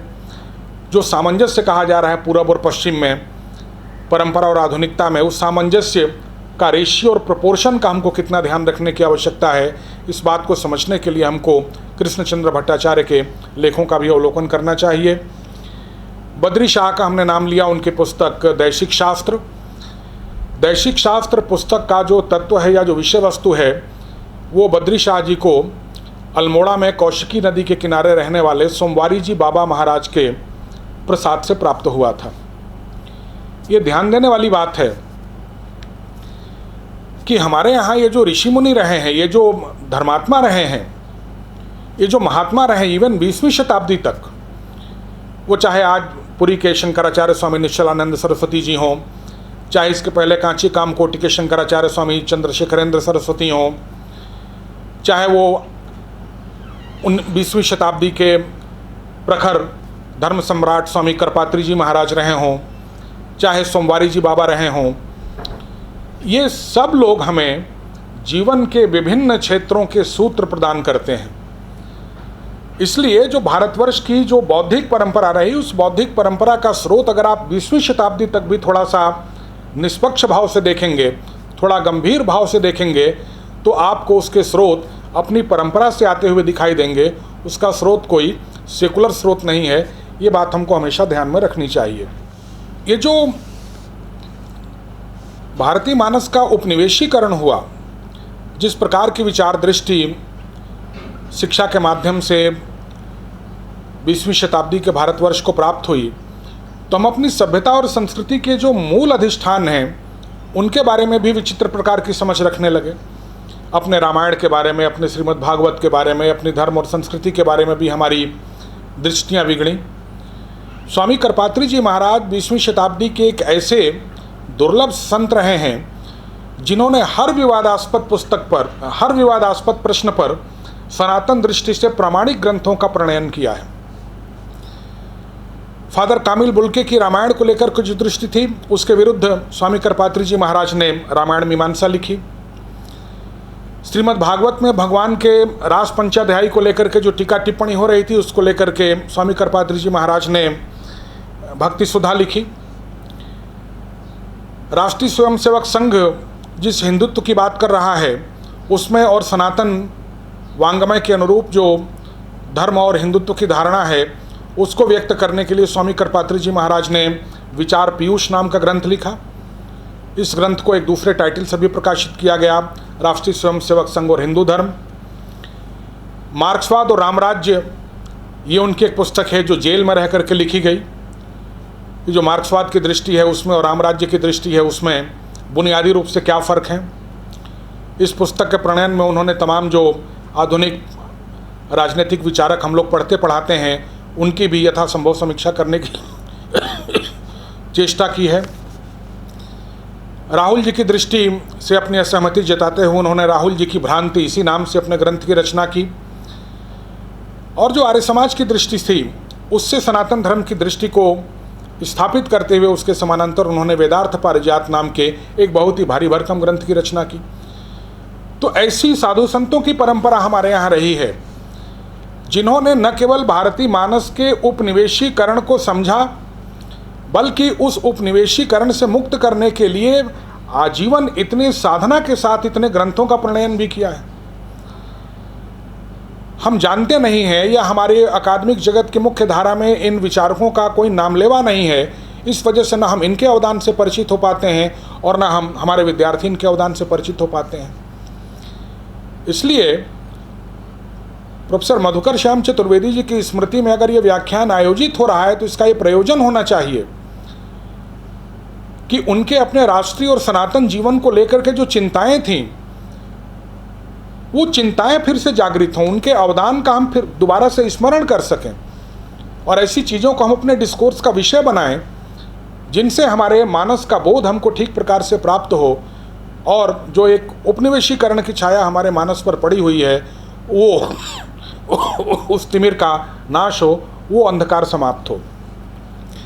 और अंत में आखिरी व्यक्ति स्वतंत्रता के बाद हम कह सकते हैं दीनदयाल जी को भी हम लोग इसी क्रम में ले सकते हैं, एक बहुत ही सुव्यवस्थित विचारक के रूप में जो समूचे भारतीय इतिहास की, आधुनिक और पश्चिमी लोकतंत्र की, चित्ती और विराट की संकल्पना की और आधुनिक अर्थनीति की, स्वदेशी स्वावलंबन का जो प्रश्न आजकल उठाया जा रहा है, इसकी बहुत ही गंभीर, सार्थक और बहुत ही व्यवस्थित समीक्षा करते हैं। तो ये वो विचारक हैं जिन्होंने देश की आज़ादी के दौरान या देश की आज़ादी के बाद भी भारतवर्ष के मानस के सम्यक स्वरूप को जागृत करने का यत्न साधा या उसकी चेष्टा की। इसके अतिरिक्त कुछ और भी विचारक हैं, ऐसे विचारक जो भारतवर्ष के भी विचारक हैं, जो भारतवर्ष के बाहर के भी विचारक हैं, जो बहुत ही अंतर्दृष्टि प्रधान विचारक हैं, जो उसी सनातन दृष्टि से आप्लावित हैं जिस सनातन दृष्टि को जानने की आवश्यकता है अपने मानस का भी उपनिवेशीकरण करने के लिए। उनके भी नामों और रचनाओं को हमको एक सरसरे तौर पर देख लेना चाहिए। फ्रांस के एक बहुत बड़े विचारक रेने गेनो, शायद वो पूर्व जन्म के कोई ऋषि रहे हों, उनकी पुस्तकें crisis of the modern world और introduction to the ideas of Hindu doctrine, इन दो किताबों का हमको अवलोकन करना चाहिए। सिमोन वील फ्रांस की एक बहुत बड़ी विचारक रही हैं, gravity and grace, the need for roots और वेटिंग ऑन गॉड, ये उनकी 3 ऐसी किताबें हैं जिससे जो विश्वव्याप्त सनातन दृष्टि है उसका उन्मीलन हमको प्राप्त हो सकता है। प्रोफेसर सैयद हुसैन नस्र जो इस समय वाशिंगटन विश्वविद्यालय में अभी प्रोफेसर हैं, उनकी पुस्तक, कई उनकी पुस्तकें हैं, इस्लामिक स्कॉलर, बड़े इस्लामिक स्कॉलर हैं वो दुनिया में, इस्लामिक कॉस्मोलॉजी पर उनकी बड़ी ही अद्भुत किताबें हैं। मैंने नेचर नाम की एक उनकी किताब है जिन्होंने इस पूरी आधुनिक जीवन दृष्टि की समीक्षा उसमें प्रस्तुत की है और उसके सहारे भी हम समझ सकते हैं कि कैसे यूरोपीय ज्ञान विज्ञान ने हमारे ज्ञान विज्ञान की दृष्टि को आच्छादित किया, भ्रमित किया और विकृत किया। फ्रिजोफ शुआ एक बड़े विचारक हैं। इसके अतिरिक्त Marco Pallis, Joseph Pieper, T S. Eliot की किताब जिसका हमने आपके सामने जिक्र किया, idea of a Christian society, ये बहुत ही अद्भुत किताब है जिससे हमको पारंपरिक जीवन दृष्टि का एक संकेत प्राप्त हो सकता है। इसके अलावा अगर हम इन सभी विचारकों को और अपने हमारे सामने जो भी ये बौद्धिक प्रश्न खड़े हैं इनको सांगोपांग रूप में समझना चाहें और उनकी बड़ी गहन और बड़ी बारीक समीक्षा अगर समझना चाहें तो केनेथ ओल्ड मिडो की किताब है जिसका नाम है ट्रेडिशनलिज्म। इस किताब का हमको अवलोकन करना चाहिए। Sri Lanka institute of traditional studies, यहाँ से किताब छपी है केनेथ ओल्ड मिडो की ट्रेडिशनलिज्म। इसके अतिरिक्त कुछ ऐसे भारतीय विचारक हैं जो हमारे अध्ययन अध्यापन की मुख्य धारा में नहीं हैं। महामहोपाध्याय मोतीलाल शर्मा शास्त्री, महामहोपाध्याय गिरधर शर्मा चतुर्वेदी, महामहोपाध्याय गोपीनाथ कविराज, महामहोपाध्याय विश्वनाथ शास्त्री दातार, महामहोपाध्याय आचार्य Baldev Upadhyay, Vasudev Sharan Agrawal, Vidyaniwas Mishra, professor A K. Saran, political science के क्षेत्र में इस धारा का अनुसरण करने वाले प्रोफेसर रघुवीर सिंह, प्रोफेसर रामाश्रय राय अभी दिल्ली में हैं, 93 वर्ष की अवस्था में स्वस्थ हैं, सानंद हैं, और कुमार स्वामी फाउंडेशन की वार्षिक पत्रिका तत्व सिंधु के लिए उन्होंने 2026 तक के लिए अपने लेख लिख करके भेज दिए हैं और हर साल वो इस पत्रिका के लिए अपना अवदान दे रहे हैं। और एक पुस्तक का मैं और जिक्र करना चाहूँगा जिसको हम लोग अपने सारे विद्यार्थियों से भी कहते हैं कि कांची कामकोटि पीठम के शंकराचार्य स्वामी चंद्रशेखरेंद्र सरस्वती की पुस्तक हिंदू धर्म the universal way of life जो भारतीय विद्या भवन से छपी है, भारतीय मानस के बारे में जो भी हमारे प्रश्न हैं, जो भी हमारी शंकाएं हैं, जो भी हमारी जिज्ञासाएं हैं, अगर इनका समाधान हमको करना है तो हमारे घर में रामायण, महाभारत, श्रीमद् भागवत, भगवद गीता न हो, लेकिन स्वामी जी की ये किताब अवश्य होनी चाहिए। अद्भुत पुस्तक है। इन सारे प्रश्नों का जितने सरल भाषा में, जितने व्यवस्थित तरीके से और आधुनिक मानसिकता के प्रश्नों को समझते हुए प्रतिपादन किया गया है वो अन्यत्र दुर्लभ है। इसलिए स्वामी चंद्रशेखरेंद्र सरस्वती जी की पुस्तक हिंदू धर्म the universal way of life करीब 800-900 पृष्ठों की पुस्तक है, भारतीय विद्या भवन से प्रकाशित है। आप इंटरनेट पर भी सर्च करेंगे, मिल जाएगी, हार्ड कॉपी भी इसकी प्राप्त हो जाती है। इसका अध्ययन हम लोगों को जरूर भारतीय मानस के स्वरूप को समझने के लिए करना चाहिए। अब कुल मिलाकर के इतनी पिक्चर हमारे सामने आ गई, इतना दृश्य हमारे सामने आ गया कि भारतीय मानस का स्वरूप क्या है, भारतीय मानस का उपनिवेशीकरण कैसे हुआ, कैसे ये डीकोलोनाइज हुआ, विदेशी अधिकारियों, मिशनरियों, विदेशी स्कॉलर्स के माध्यम से या उनके प्रतिवाद स्वरूप हमारे यहाँ जो राष्ट्रवादी आवेग में आकर के जो जवाब दिए गए उनसे, या जो समाजशास्त्री और नृशास्त्री परंपराएं हमारे विद्या विमर्श के जगत में सक्रिय हुई उनसे, या जो मार्क्सवादी धारा हमारे विद्या विमर्श के जगत में आज बहुत ही प्रचंड है उसके माध्यम से कैसे इस पूरे मानस का उपनिवेशीकरण हुआ, और उसी उपनिवेशीकरण के समानांतर भारतीय पुनर्जागरण के माध्यम से यूरोपीय पुनर्जागरण और ज्ञानोदय की परंपराओं पर कैसे सवाल खड़े किए गए, उनकी आधारभूत मान्यताएं क्या थीं, किन किन लोगों ने किन किन माध्यमों से, किन किन रचनाओं के माध्यम से उन पर सवाल खड़े किए, उसके लिए उन्होंने वे आउट क्या बताया, इसकी एक समीक्षा इतने समय में जो हो सकती थी वो मैंने करने की चेष्टा की। कुल मिलाकर के अंत में सारांश स्वरूप में ये कहना चाहूँगा कि जो सारा प्रश्न है हमारा तत्व ज्ञान का प्रश्न है, पहले भी हमने इस बात को कहा, उसके आधार पर हमारी अध्यात्म विद्या का प्रश्न है, हमारे दर्शन शास्त्र का प्रश्न है, उसके आधार पर हमारे रीत और धर्म की व्यवस्था का प्रश्न है, उससे उद्भूत हमारी संस्कृति और सभ्यता का प्रश्न है, उसके अधिष्ठान स्वरूप हमारे समाज का प्रश्न है, उसको पोषित करने वाली हमारी अर्थनीति और कला दृष्टि का प्रश्न है, उसको परिरक्षित करने वाली हमारी राजनीति का प्रश्न है, और उसको उन्मीलित करने वाली हमारी शिक्षा का प्रश्न है। ये सभी प्रश्न अन्योन्याश्रित हैं, अंगांगी हैं, इनको अलग अलग नहीं किया जा सकता। इसलिए यदि हम भारतीय मानस के स्वरूप को समझना चाहते हैं, उसके अंदर आए हुए भ्रम और विकार को समझना चाहते हैं और उन विकारों और भ्रमों का निराकरण करना चाहते हैं, तो बहुत ही सांगोपांग और बहुत ही व्यापक तरीके से इन सारे पक्षों को एक साथ रख करके हमको विचार करने की आवश्यकता है। ये बहुत बड़ी चुनौती हमारे बौद्धिक वर्ग के ऊपर है। सबसे बड़ी चुनौती अगर एक प्रकार से कहा जाए, न उतनी बड़ी चुनौती हमारी सेनाओं के ऊपर है, न उतनी बड़ी चुनौती हमारे चिकित्सकों के ऊपर है, न उतनी बड़ी चुनौती हमारे राजनेताओं के ऊपर है।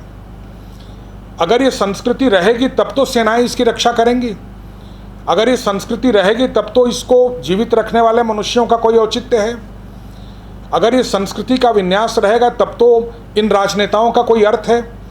इसलिए सबसे बड़ी भूमिका आज भारतवर्ष में शिक्षकों की है, और उन शिक्षकों की है जो भारतीय मानस के स्वरूप को, उसके विहंगम आयाम को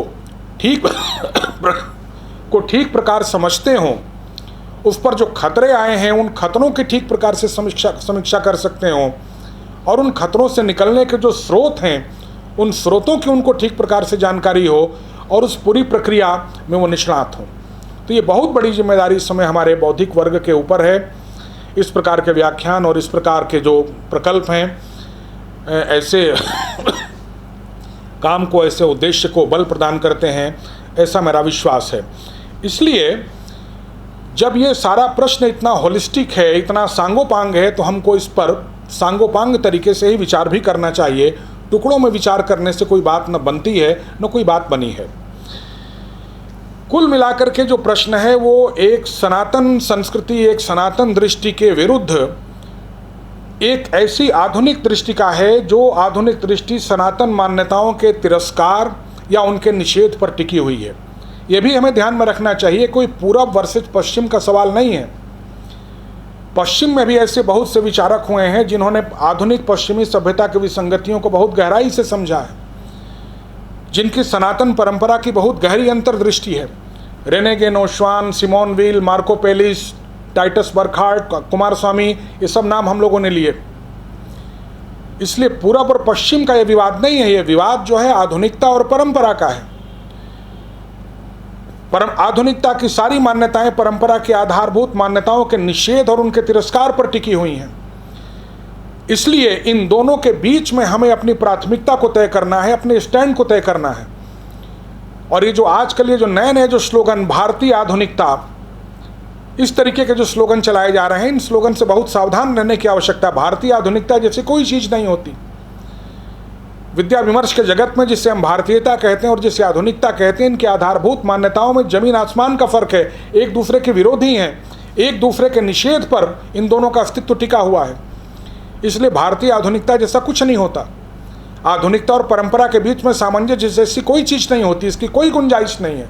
बौद्धिक रूप से ये बेईमानी है अगर हम आधुनिकता और परंपरा के बीच किसी सामंजस्य की बात करते हैं। इसलिए कम से कम वैचारिक रूप से हमारा स्टैंड बिल्कुल साफ होना चाहिए। कम से कम इंटेलेक्चुअल ऑनेस्टी के धरातल पे हमारी स्थिति बिल्कुल ठीक होनी चाहिए। ठीक है, परिस्थितियां हैं, उसमें हम कितना क्या कर पाते हैं, कितना नहीं कर पाते हैं, हमारी भी मजबूरी होगी, आपकी भी मजबूरी होगी। लेकिन निर्णायक बात यह है कि परंपरा के बीच में हम आधुनिकता के लिए जगह तलाश रहे हैं या आधुनिक मजबूरियों के बीच में हम परंपरा के लिए जगह तलाश रहे हैं।